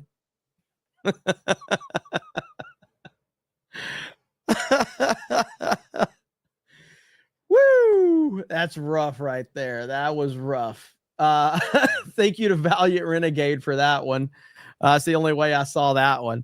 Dark Schwartz rising for 20 says Dave Smith put the smackdown on Cuomo a while back about Rogan and the horse dewormer BS.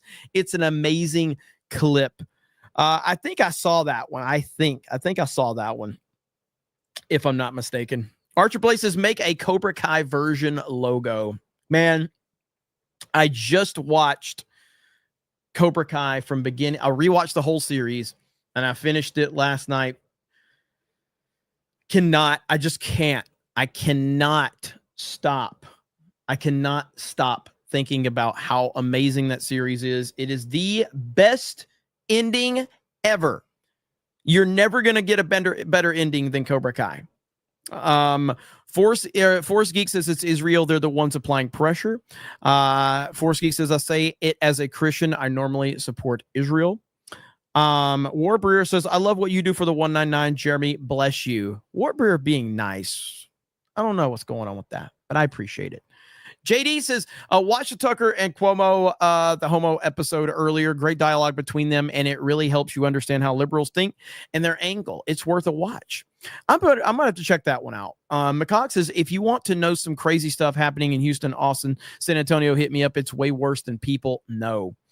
The Grizzly says, have you guys talked about the Teslas being burned and people being attacked for owning them? Geez, these leftists are nuts. Yep, I did. I covered that earlier.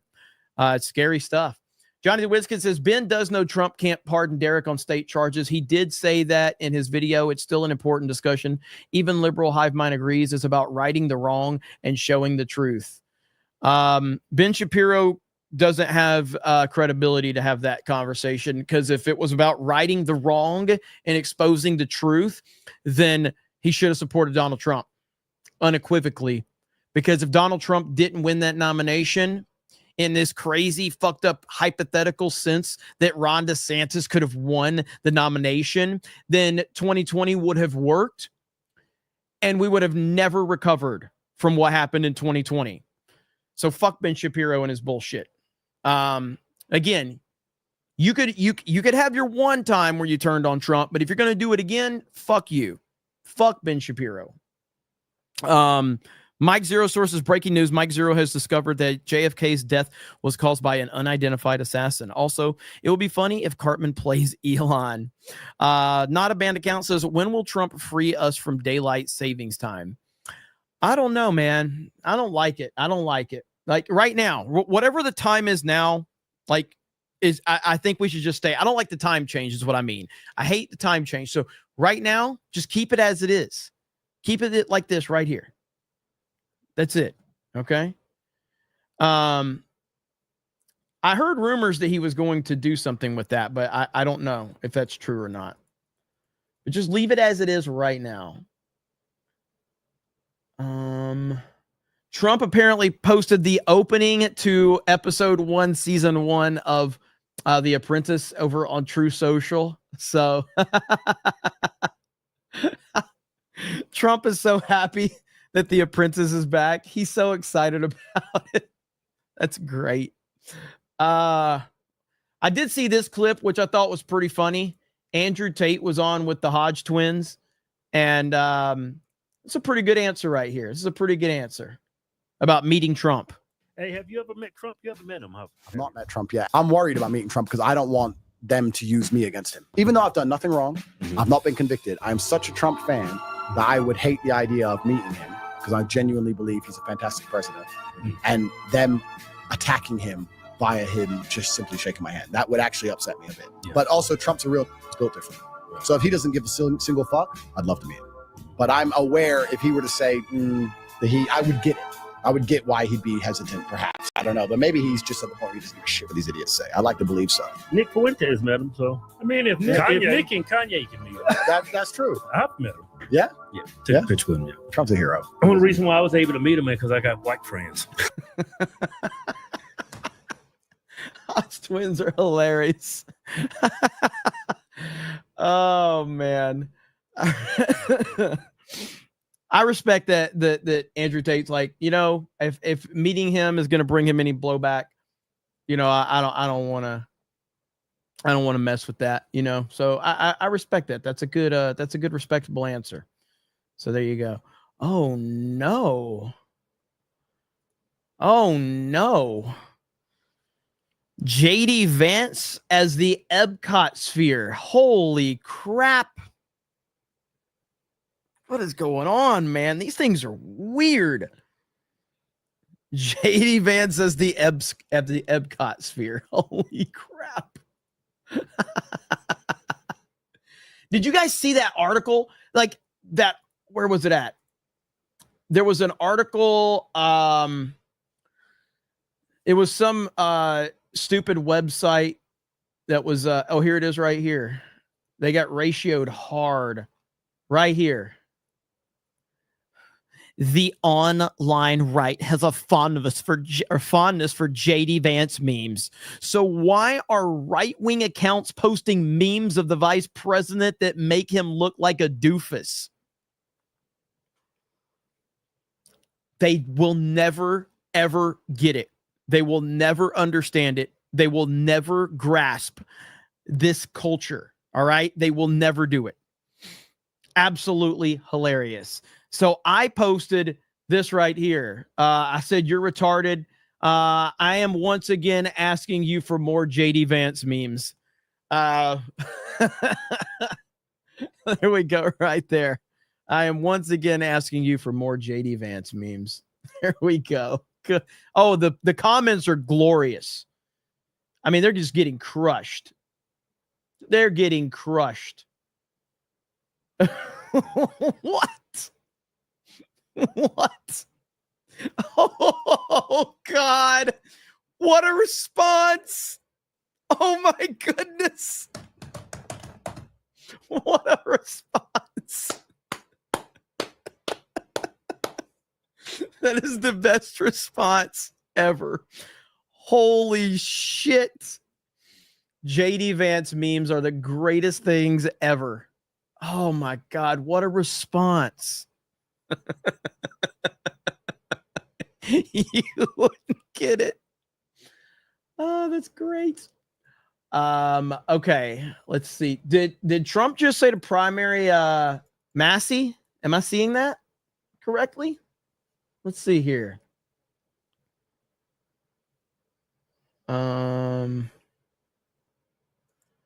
Let's see. I'm trying to look it up and see. Whoa, there it is. Trump says he will personally lead the charge on primary Thomas Massey. Let's freaking go. There you go. So, all right.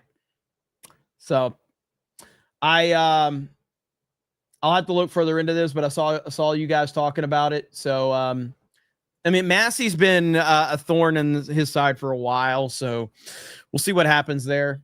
I know, like, isn't he like don't the libertarians love Thomas Massey or something like that, if I'm not mistaken? Don't send me on a fucking rant about libertarians again. They'll start crying, getting all mad at me. All right, let's see. There's another clip I wanted to show you guys really quick. Now, I heard tonight we had a good wrestling Monday Night Raw. I'm gonna check that out tonight. By the way, if you guys want to, you can join our locals. We've been covering all the pay-per-views over there. We covered UFC, I think, tonight. We're covering hockey. We're doing watch parties with movies. We may even do watch parties with The Apprentice over there. You got to become a member over there, okay? Also, if you have not, and mods will be dropping links, but if you have not, please consider going over to metapcs.com. And if you're interested in getting a brand new PC, a custom PC, a laptop, you can use the promo code 199. Okay. And you will be supporting them and supporting us. So as soon as the mods drop a link, there it is right there. I will get it. And in the pinned post, you can find it right there. Go check them out. Veteran owned, and they support the 199 and Geeks and Gamers and CobraCast. So I hope you guys will go check them out over there. We appreciate Meta PCs, and they've taken care of us, and we want to take care of them. So bookmark the site, check it out, tell your friends, tell your family. Anybody that's interested in a new computer, they should check it out over there. Not a banned account says, will Trump retaliate against Ukraine's attack on X? If it's confirmed, I'm sure. Well, oh, by the way, this was today too. I'm glad you said something. Let's see. Zelensky apologizes to President Trump for being disrespectful during his visit to the White House. Now, if you remember, Trump said he wants a public apology. Trump wants a public apology from Zelensky, not a private apology. So we'll see what happens with that. But Trump always gets what he wants. It's the art of the deal. And there you go with that one. So, yeah. Let's see. Patty McShane says, PBD is consistent. You were wrong on your comment. He stands for nothing. Dudes like the perfect immigrant, laughing my ass off. Did I say that about PBD? I can't remember if I said that about PBD. I know that I think I did actually. I know I said it about Tim Pool. But Patrick Bet David just seems I don't know, man. He seems like an extremely good car salesman. You know what I mean? That's what Patrick Bet David comes off to me as an incredibly good car salesman. Doesn't mean he's a bad guy. Doesn't mean he's wrong, but he's just way too energetic. You know what I mean? He's good. He's well spoken. I like watching PBD, but I'm not sure how much I would trust him. Patty McShane says, also Ben's little hat is silly and dumb. Tom McD says, did you know that you could draw a line through Arizona and have to change your clock 5 times?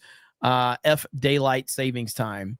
Patty McShane says, Warbreer deserves a shout out for responses to me. Look at Warbreer.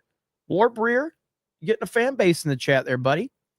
BC Man says, I wonder if leftists started the JD Vance memes to make him look bad, only for it to backfire. It made him look cool. If that's the case, then haha, love it. I don't know how they started, but it's pretty freaking funny. And I love it. I love that it's it's just so funny, man. It's the same kind of thing. Like, again, truly, my chat says worse things about me than my haters. Okay, calling me gay is the worst insult. Okay, it truly is. It's the worst insult. My haters call me racist. I'd rather be called racist than gay. Are you kidding me? And then my haters call me misogynistic. I would rather be misogynistic than called gay. Like, come on. The chat's worse on me than the fucking haters. But the problem is my haters can't call me gay because that would be homophobic to call someone gay in a negative way. The reality is gay just means lame anyway. But still, like, my chat's meaner to me than the fucking haters are. And that's the whole thing with like the JD Vance thing is they can't process that, like, we will meme you worse than the haters will. Ministry of Wrong Things says, Jeremy, where the F is your Mickey 17 review? I wasn't seeing that shit. Isaac, what's up, Isaac? Hail CobraCast 199, best group of people around. You got a ton of traction the other day. Hang on. You got a ton of traction the other day on Twitter. I think I commented, right? On your JD Vance meme. Yeah, right here. Here we go. I never had a 1 million view post until now. And look at that. Isaac's, you know, I'm something of a JD Vance myself. That's awesome, man. Love it. Love it. That's the best peeps. You got 45,000 likes on that, man. That's awesome. Hell yeah. How many you got now? Let's look and see how many you got now. 58,000 likes, brother. Let's go. 58,000 likes, 1.3 million views. That's what's up. So congrats to you, man. Love to see it. Love to see it. Steve Owens for $200. $200. Love your show. Go Trump. Let's freaking go. Thank you, Steve. By the way, I just noticed I'm almost at 100,000 followers on Twitter. I didn't even realize that. Look at that. 600 followers to go, and we'll be at 100,000. That is crazy. Thank you, Steve. Steve, bringing the party to everybody. Everybody's going to be happy because Steve showed up with a $200 super chat. We like the $200 super chats, don't we? What's a Twitter? I know. One day, I will call it X. But look, man, it took me over 20 years to start calling the WWF the WWE. It's going to take me time. Okay, it's going to take me time. That's just how it is. Should I do it? Do not come. I'm going to do it. Do not come. I'm going to come.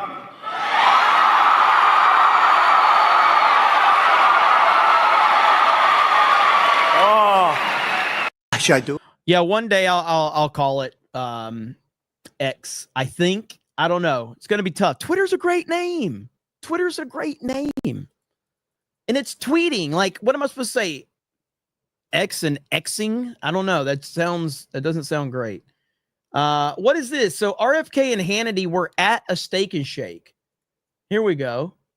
I'm going to put this up on the screen. They have pre-diabetes. I didn't order that. You did not order that. We'll just put it looks great. Holy shit, that looks good. Would anyone like a free shake? Anyone? We got to be somebody in here. But I want to go back. Yeah, you want? I'm going to put this up on the screen. Dude, that looks good. That looks good. Okay, I'm gonna have to go to Steak and Shake. If they're supporting freedom like this, I gotta support them. So I'm gonna have to check out a Steak and Shake. The Bob the God Mate says that Massey is one of the best America First guys in Congress. It's a shame to lose. It'd be a shame to lose him, but Ben Shapiro will be happy. Slow mobile. Time to go slow bile. Fantastic Knox says, as the saying goes, the left can't meme. This is true. Jimmy Ray says, congrats on the 100K. All those grinder meetups finally paid off. We'll see. We'll see. I don't know. We'll see when I get there. Hey, look at that. We just got a boost. We got like 20 followers out of that. Okay. If you're watching, you should be following me on Twitter if you're watching here. Warbear says, Jeremy, if a gay jumped on your back, would you beat him off? I have too much self-awareness for that to happen. All right. I'm not saying anything. Just saying, keep my distance. Okay. Monica Sherman says, how do you make out in donos for your birthday? It was really good. It wasn't like election day or inauguration day or anything, but it was a phenomenal day. I think we were number 2. It's right here. Let me see. How did we do on my birthday for super chats? Let's see. Let's go look. Let's go look and see. Okay, so daily. Got to go to daily. Sunday. Would it have been yesterday? Yeah, we were number 2 in the country. We were number 2 in the United States of America. Look at that. So number 2. So most super chatted. Who the hell?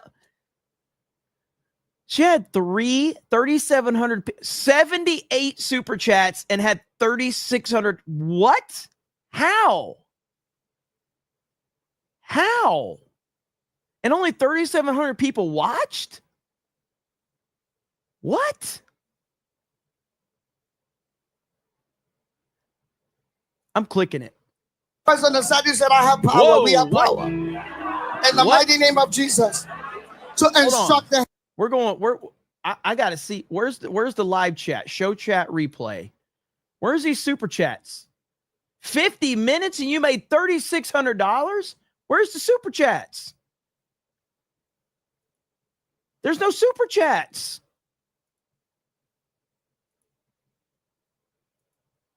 There's no fucking super chats. The dislikes are disabled, and there's no fucking super chats. And Pakistan. And they also helped. That's who number one is. What? All right. Well, congratulations, I guess. How about weekly? Where'd we finish for the week? Number 2, another religious person beat us.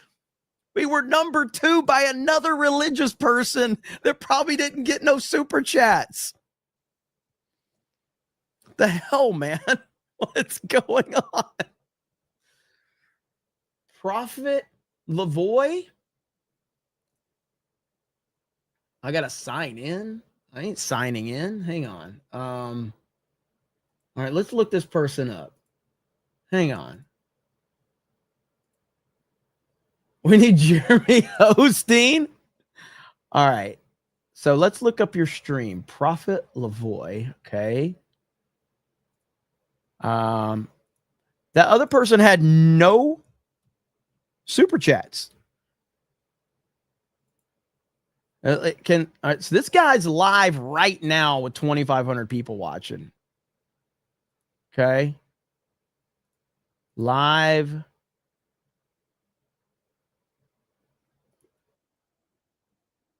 Okay. So right here is his stream. Live chat not available. Live chat not available. So I can't verify if they got any super chats. This is the person that beat me, just like the other religious person beat me, although there was no fucking super chats. That doesn't make any sense. Oh, well, it is what it is, I guess, right? Congratulations to them, I guess. I'm so happy for them. Okay, he's live right now, and he's got no super chats. He's live right now. This is the #1 most super chatted channel in the United States of America last week. The person that beat me, and they have no super chats coming in right now while they're live.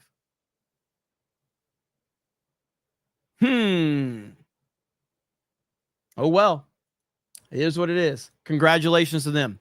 Either way, thank you guys so much. Jeremy Osteen will praise everyone that sends a super chat. Jeremy Osteen will not be denied. Jeremy Osteen will drop a sermon. Jeremy Osteen will bring in the pain and the rain of the super chats. Jeremy Osteen will drop a wamen. All right, there we go. There we go. That's how you get the super chats. All right, that's the new grift. We're willing to do it. Jeremy Osteen will 100% pray in those super chats. Grant Potato says gay. Monica says, oh, you got that one. Monica started that whole rant about super chats. Good job, Monica. Ministry of All Things says big court win granting them treasury access for Doge. Hell yeah. Warbrier says Jeremy Osteen has been lacking. Yes, he has. He's struggling these days. Forrest Geek says Jeremy got beat by a fat black chick. Point and laugh. Bedlam says hello, Commander. Wanted to see how many versions of Snake Eyes figures do you have? Oh God. I mean, I have 2 different rooms full. So I mean, I have every major Snake Eyes figure from the Real American Hero line and all of the classifieds. The only Snake Eyes figures I don't have from Real American Hero, which I don't even consider them Real American Hero anyway, is some of the later versions of Snake Eyes. But I have Snake Eyes V1, V2, V3. Version 4 is one of my favorites. but I have most of them. But I'm always looking. I'm always like, I'm always interested in more. Great Thing says, I can't wait to change the name of my rifle, Ron DeSantis, aka the governor, to Byron Donalds, aka the governor. It's a black rifle anyway. My shotgun Donald Pump's name will never change. Hell yeah, let's go. Justin says, are you winging for super chats? Here's a tenner for you. My Aunt Sherry shares a birthday with you. Wish her a happy birthday. She's awesome. You're awesome. That's all you have in common. Happy birthday, Aunt Sherry. Thank you. Thank you for having a great family full of gays like Justin to send me money. It's greatly appreciated. So thank you, Justin. John Jones says USAID super chats. JD says Jeremy Osteen for the win. Darth Gavel says Wamen. Force Geek says you're the man tooth to their burgundy. Number 2. Little Orphan Funkhauser says want Jeremy Osteen, not Jerry Figstein. Wamen. Samuel B says Wamen, Wamen. Bobo Yogi says Osteen all the way. Just go to Jonestown on us, or just don't go Jonestown on us. Ian says, was that lady that ran into the car? Damn. It kind of did. It kind of did. By the way, don't go to anybody's chat and say anything. Okay. Leave them alone. That's against TOS. I would never ask anybody to do that. Don't do it. I would ask you to not do it, if anything. But yeah, just leave them be. What is this? Okay. See if we have any updates. Trump is going ham right now. I can't wait to watch. Oh, whoa. Holy crap. Dude. Seriously, man, these JD Vance memes are pretty fucking scary. They're actually kind of scary. Good Lord. Let's see. Where are we at? What is this? Look at this. Hang on. Far left protesters in New York City confront a random Tesla driver on the street at a direct action against deportation of Palestine. Let's see here.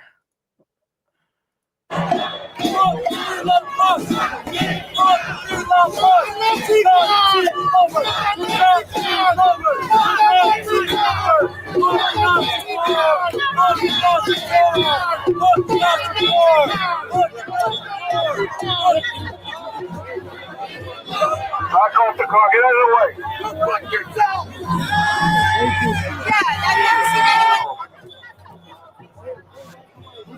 Back off the car, get out of the way. Fuck yourself.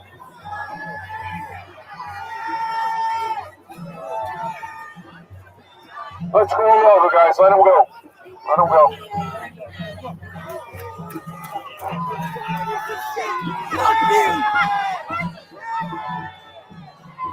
These people are absolutely fucking broken, dude. It's scary, man. It's scary for Elon. It's scary for President Trump. It's scary for everybody out there. But and I know we have a lot of people that this will apply to, unfortunately, but like, I'm just glad I live in a red area, man. I'm glad I live in a red state.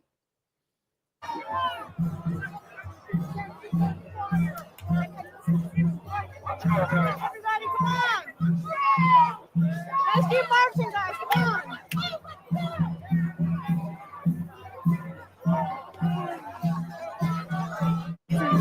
You piece of shit! Fuck you! Fuck you! Go fuck yourself! Fuck you! It doesn't take to protect the Nazi! Jeez, man. These people are broken. It's absolutely terrifying. Let's see. I got that one. Justin says, my family's gays are considerate and will give you a reach around while plowing someone. Good Lord. Thank you, Justin, for becoming a new member as well. Great Thing says, CobraCast being number 2, 2 gamers and 1 cup. LOL. Figs all of us. Hail the snake pit. Hail. Alex of the Mountain says, that's why I stay out of the city. Yeah, I mean, cities are, I don't know. I feel bad because I feel bad because I know that there's genuinely people out there that live in these blue cities and blue states, and they don't want to be there. And so I truly feel for those people that are in that situation. And I just glad that I've kept my family out of that. And, I mean, obviously I've grew up in Alabama, but I've been in Florida since I was 15 years old, and Florida's my home. But Florida could have very easily gone blue a few times. Luckily now it's pretty comfortably red, at least for now, but it could have gone blue a few times. And it almost did. I mean, hell, Ron DeSantis nearly lost to a gay black crackhead. If Trump wouldn't have, endorsed him, he probably would have lost to a gay black crackhead. I'm not even making insults. These are facts. That's just who he was. Sam with 5 gifted memberships. Let's freaking go. Justin with 5 gifted memberships. Let's freaking go. Gifties are flying. Yeah, I'm not. Those are not insults. That's not. that's the crazy thing. Fact check true. Gillum was horrible. Yes, he was. Absolutely. And even this, like I saw this one earlier, and it just kind of shows you like the level that these people's minds are and where they're at mentally. See if I could find it. I know I bookmarked it.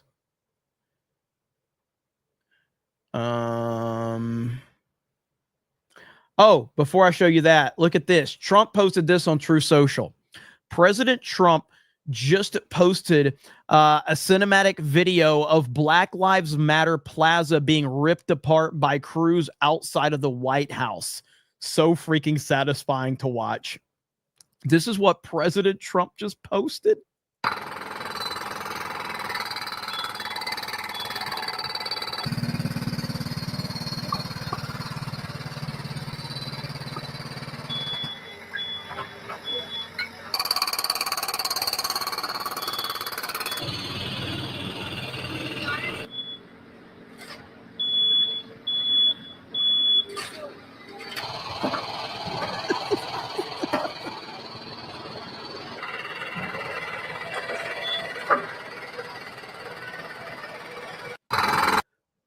He is the king troll, man. Nobody better. Nobody is better than him. Absolutely awesome. But there was another clip that I was looking to show you guys.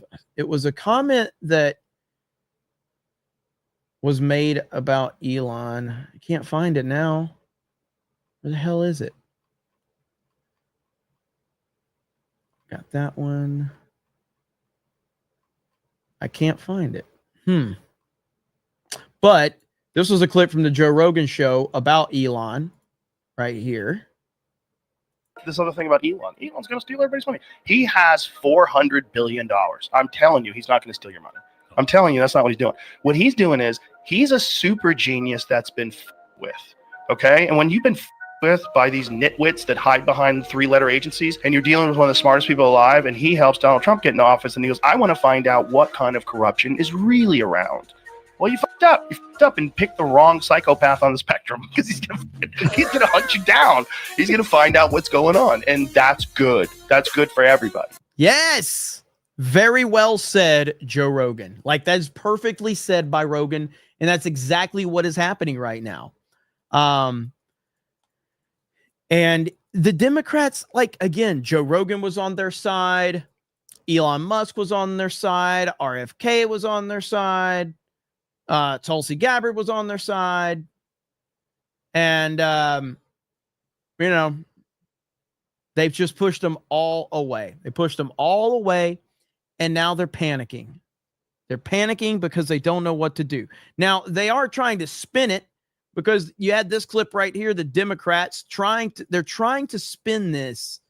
They're insane. Look, man, we're screwed. I mean, we don't know. No, Democrats don't know what to do. This is a nightmare. The Democratic Party is going through a massive set of internal crises. You have a party that got trapped. Van Jones dropping a truth nuke on how screwed dopey Democrats are. as the party swears up a storm to stop the orange menace. Right now, Democrats are struggling to land on a coherent policy or even a message to oppose President Trump, unless it's nicely printed on a paddle. And now they think cursing like drunken sailors will somehow make the American people like them again. Listen to this clip right here. Listen. That ain't true. It's total absolute. Somebody slap me and wake me the up. Elon Musk. Elon Musk and his hackers don't know to think that Elon Musk or Donald Trump give a about our public schools. Trump. I don't swear in public very well, but we have to Trump. Wait, what? You've got to do what to Trump? You've got to do what? Hold on. Trump. I don't swear in public very well, but we have to Trump. But Democrats should focus less on the profanities and more on persuasion. But even that skill's lacking. Hakeem Jeffries somehow thinks his party has the Republicans running scared. We have the Republicans on the run on 3 core issues.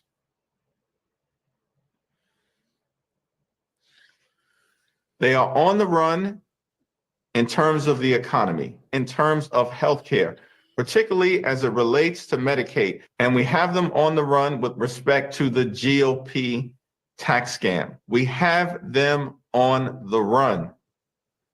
And we're going to keep our foot on the gas pedal. And President Trump's delighted as he sits back and watches his opponents implode. There's something wrong with them. It's just something I can't even believe it. The Democrats were having their little signs up, their little tiny signs. And I said, it's unbelievable. They don't get it. They don't get it now. And I think they're going to end up being a minor party if they keep going like this, because people don't want to hear about these stupid ideas that they have. No. Not at all. Greg is someone who uses profanity quite often. Not often, actually. I use often it. at work. Yes. I'll give you that. What is the strategy with the Democrats dropping the F-bomb like this? Well, they're struggling for an identity, much like you, Jesse. And they think that shock value might work. But I want to start with Hakeem Jeffries, because he's saying that Republicans are running scared when actually it's a victory lap. And I'm watching it. This guy is no Nancy Pelosi. He's Nancy Grace. He's presiding over a crime scene, the death of his party. I don't think they have anybody right now in the party that can express 1 ounce of honesty. There's a huge hole in this Democrat Party, and it can only be filled by one real person. Sadly, that person is here sitting at that table, at this table, Harold Ford Jr. And if you don't come forward, your party's done. Anyway, I was watching Van Jones, and I think he opened the window of a future, and that is laughing. Yes. That is like the first time you've actually seen somebody laugh on CNN, in ages. And maybe having fun at the expense of your losing can take you in the right direction. With the swearing thing, everybody does it, but doing it all at once is another piece of evidence that they cannot think for themselves. And you notice, there is no organic outrage or protests over these dramatic reductions in immigration. There's none. Nobody's on the street. Nobody's on the street about trans, and nobody's on the street about the death of DEI. So what does it tell you? They never cared. This was never real. All of this was fake. Yes. That means this outrage isn't real either. That is why they're doing it all at once. It's just odd how easily all of these bad things have been fixed, and there's no pushback. So when you see the swearing and the singing and the crying, you realize it's about as real as Dylan Mulvaney's knockers. It's all theater. It's almost like drag. How drag is a performance that isn't based on authenticity. It's based on extroverted, campy drama. It's like, we know they're not women. They're acting like, and it's the same thing with the Democrats. No one believes they're actually engaged in the real world. It's just surface level theatrics. Generally, the media would, be compliant and salute it, but they don't exist anymore. Have you ever been to a drag show, Dana? I have not, but I look forward to it. Are we going? The five. Well, that's the thing, though, is like social media has changed everything. Years ago, I'd rather pause on. Have you ever been to a drag show, Dana? I have not, but I look forward to it. Are we going? All right, there we go. I'd rather pause on Dana. But anyway, years ago when the mainstream media, when there was only 3 or 4 networks, and then it kind of expanded into, you know, these smaller networks that were on satellite and everything like that. It was so much easier for the narrative to be controlled because they controlled the information. Now with social media, they don't control the information and they can't control it. They've attempted to, but they cannot control the information. Case in point, the JD Vance memes. The JD Vance memes are happening because the internet decided this is what we're going to do. When you know that the people are in control, you can coexist with the people. But when you try to control the people, when you try to tell them what to do, when you try to dictate the way that they think on the internet, they're going to do the exact opposite. But if you can coexist with them, then you'll be fine. Case in point, look at Geeks and Gamers. The 199 exists because of the people. That's a meme that the people made. iDots, that's a meme that the people made. Scan In is a meme that the people made. You know, like, just let people be themselves and quit trying to control them, and you will have a much better path. But the mainstream doesn't operate like that. They have to control the narrative. They have to control the information. That's how it goes. The five trip. The field trip. One of the things about the cursing is that I was thinking, I don't have children, but maybe this happened with you guys and your children. When they learn a curse word and then they try to use it for shock value and to get your attention. And I feel like the Democratic Party is like, I don't know whether they're saying to them, we like this, do it more often, or that because the parents are not reacting, they just keep doing it until they try to get some reaction. Jesse Jr. says booty now. He thinks that's really funny. Where do you learn that from? His sisters. Have you been? Not me. The older sister. The older sister. I do think that the Van Jones segment that we watched, that might be the first time I've seen any Democrats laugh since November. And that would be a healthy thing to do. Like, you have to at least be able to say, wow, we really stink. And he was willing to do that. But there is somebody on the Democratic side, it's not at this table, who is getting crowds, and he's not getting a lot of attention for it. But I'm going to tell you about it. Bernie Sanders, probably the most authentic Democrat in leadership right now. Maybe. No, Dana. He is not authentic. He is a coward. He is a cuck. He is pathetic. Bernie had his chance. Bernie cucked. He will never, ever, ever regain the traction that he had for 2015, 2016. He had all of it, and he ruined it when he cucked to Hillary and the DNC right when they stole his nomination from him. That was his moment. That was his opportunity to go, no, I will. And he didn't mean he had to endorse Trump. He didn't have to endorse Trump, but he didn't have to endorse Hillary. He should have fought. He should have been like, no, the DNC and Hillary Clinton stole my nomination from me. This is exactly what I've been campaigning on. The corruption and calling out the powers that be. He could have been a fucking hero, and instead he cucked. Except for John Fetterman. But Bernie Sanders is who he is, and you can like him or dislike him. He's been going out and doing these huge rallies. He's getting crowds of I know it's not a Trump crowd, but it's a 4,000 people in Kenosha on a Friday night. He had another 2,600 people away just the next morning, just a few hours away in Altoona, Wisconsin. Then he went to Detroit. He got 9,000 people in suburban Detroit. AOC is going to join him on the road. And the Democratic Party, there might be life in the old gal yet. And maybe Bernie Sanders at 83 years old is going to figure out a way to pull it out of that. Did you see who he had there, that trans folk singer that said God has a huge... Yes, I did.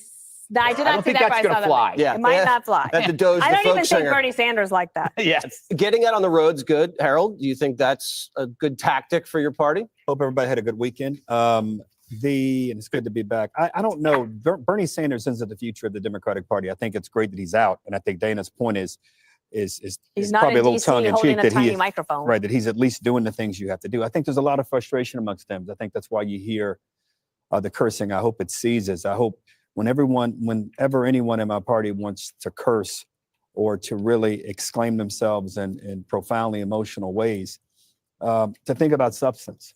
This weekend, or even the last few days, I thought President Trump gave us a good piece of advice when he told us to stop holding up signs and to get more serious.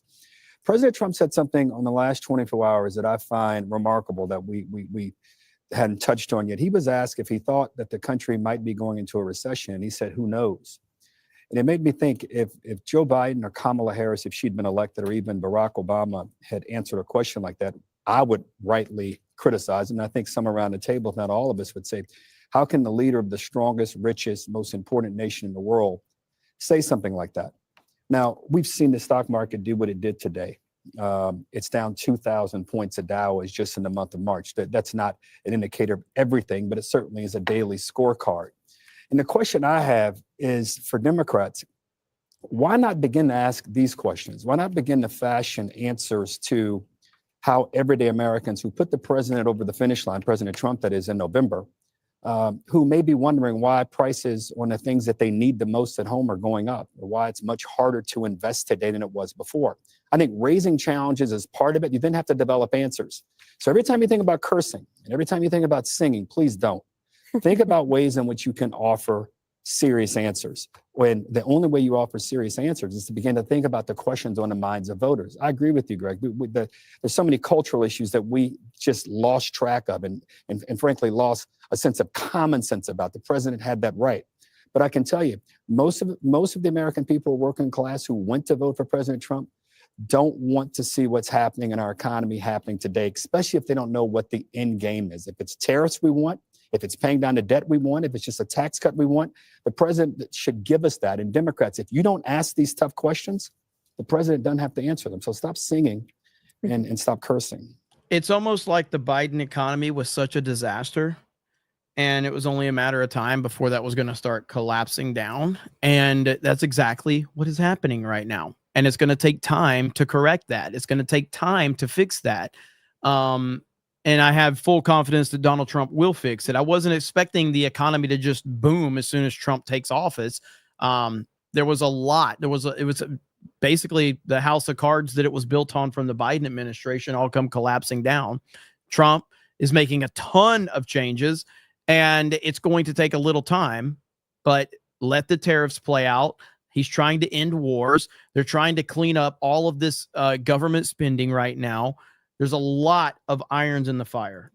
Let's go to Judge Jean, who's never uttered a swear word in her entire life. Of course not. Of course not. Don't tempt her. You could go online and you can see I've never said boo. Look, to me, the Democrats are like a bunch of potty-mouthed kids. I think they believe that if they swear that they're real and they're relatable and that the American people say they're just like us. But they're not real and they're not relatable because they say everything in unison. They copy each other. The curse words are the same. And, you know, there was a gentleman who said at the end there, and I don't know who it was, he said, Donald Trump and Elon Musk don't give an SHIT about our public schools.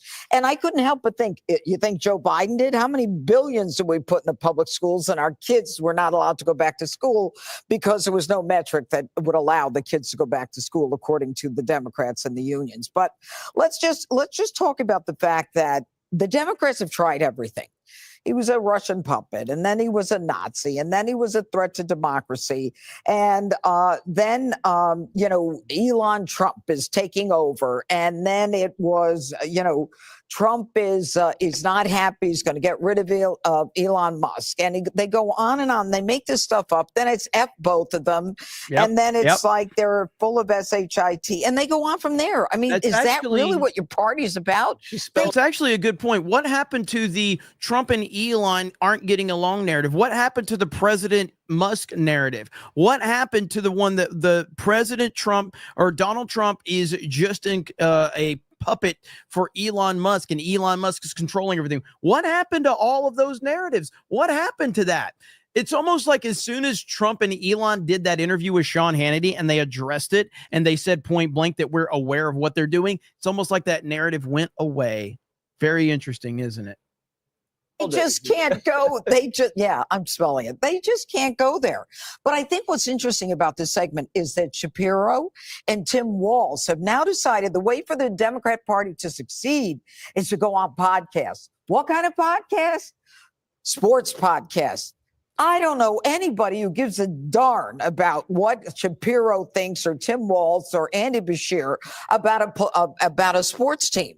Plus, why would they do that? Think about it. You're going to automatically, tee off half of the sports team, the other half the opponents of the team. So they're trying to copy Trump and they don't know what to do.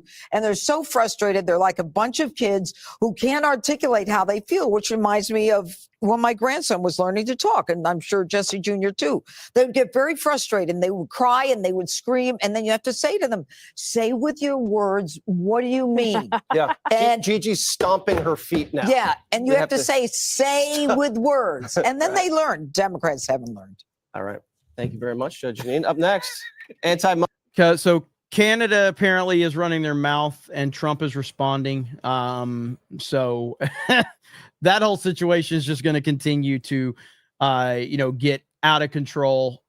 Canada is barking up the wrong tree and they are going to be in serious trouble in a very, very short amount of time. I don't think Canada is Trump's primary focus right now. I think it will be. But right now he's got other things that he's more focused on.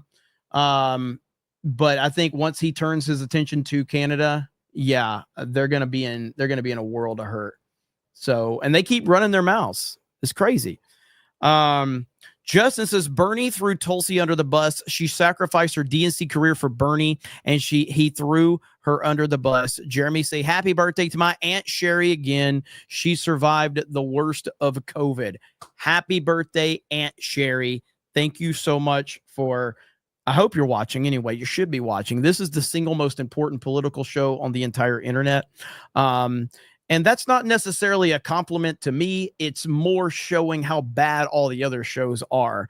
Because if we're that respected, then that just means all the other shows are really freaking bad. But thank you. Appreciate it.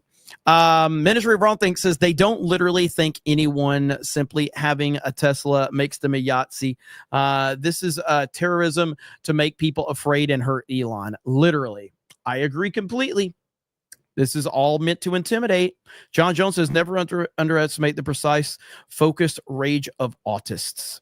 Burb Shid says we have them on the run. What's up, Burb Shid? Fantastic Knox says a video of the Dems doing the fighting stance is lame. It is. Bobo Yogi says Jessica, Mrs. Rush, you're a great successor, Fig. Tommy says Jeremy reimburses all super chats. Try it. Justin says my only comment about Chauvin is that Minnesota trained officers to kneel on necks to submit detainees. The officers testifying purged. Prejudged themselves, or purged themselves. I'm sorry. Eric K says, first time listener and super, you are doing a fine job, insightful and intelligent. Your wit is only matched by your looks. Stop being sarcastic. Make fun of me. You know how the game goes. Coop says, first time watching and I'm hooked. Such a great job. And I'm sure all the women love you. Thank you. And your skin looks so soft. What's your secret, Jesus? Mola Ram for 5 gifted memberships. Thank you. Vault 95 says, SM has been a benefit. The olds don't get that. John Kinney says, just tagged you on that Elon Musk platform on a Netflix adaptation of RoboCop. I think you will get a kick out of it. Hail 199-632-15. Let's go. And on that note, we are going to end it there, ladies and gentlemen. Another one in the books. Thank you guys so much. You guys have been awesome tonight. I really appreciate it. Amazing night here on CobraCast. And I wish I was going to go live earlier, like I said, but technology issues. But we're going to have a great Tuesday night's main event tomorrow over on Geeks and Gamers. And this weekend, don't expect me to be live a ton, although Friday night I probably will be live, but I will be spending some time with my mom and my family this weekend, so I won't be as active this weekend. So just keep that in mind. Justin says, Jeremy, Aunt Sherry was dead to rights with COVID restrictions and had to get a ventilator. Not many survive. Aunt Sherry did. Well, that's awesome. Even had to get a ventilator? Jeez, that's crazy. Well, we're glad you're here, and we're glad you're hanging out with us, the single most important show on the internet. So, but yeah, so I'll be hanging out with fam this weekend, and but I will. So I'll be live probably tomorrow at some point before main event or after. I'm not sure. I'll be live Wednesday, although Wednesday is going to be a little bit earlier than normal because I'm going to be on with the GCA. So I'll tell you guys about that. And then we have the gaming stream Wednesday, and then we'll see what happens Thursday. And then Friday, I'll try to go live Friday night. So thank you guys so much. I really do appreciate it. Meta PCs, please go over there. If you have not, please go to Meta PCs. Use that link that's in the description or the one that's in the pinned post and use the promo code 199 if you're looking for a computer, if you're looking for a laptop, if you're looking for accessories. Please go over there, check them out. We appreciate them. Babo Yogi says, Jeremy, we get more super chats than the preachers. Oh, you want to test that out? You want to test that out? Okay, fine. Let's test it out. Let's test it out, Babo Yogi. I don't believe you. I don't believe you. We'll see. We'll see how many super chats. Jeremy will decide after the outro if he's going to show up or not. Okay?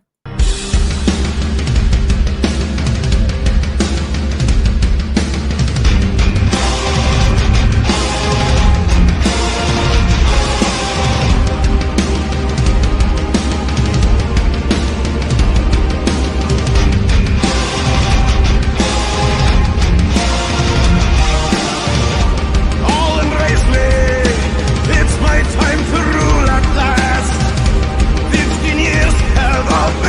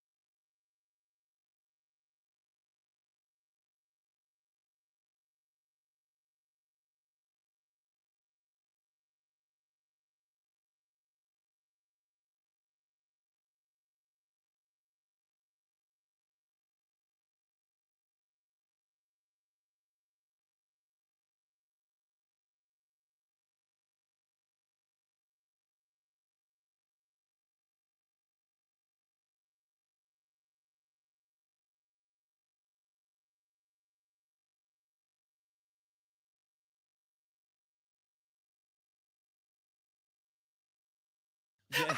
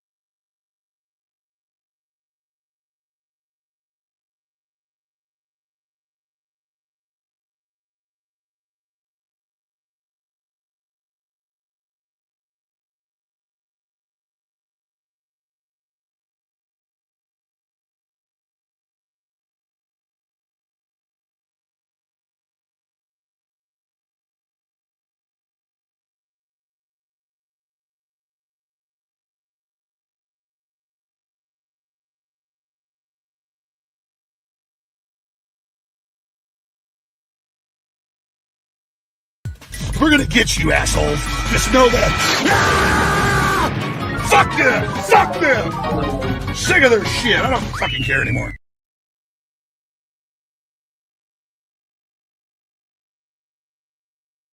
It's gonna fall again. Damn! It's gonna fall again. Damn!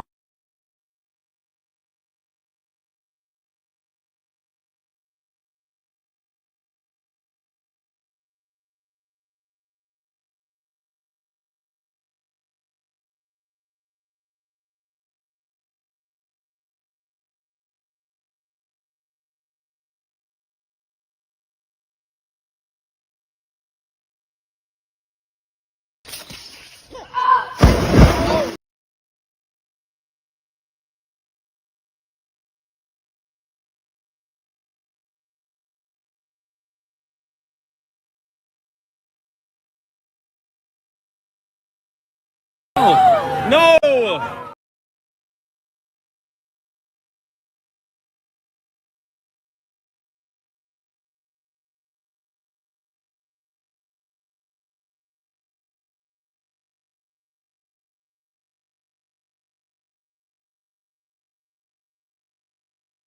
What more do you want from me?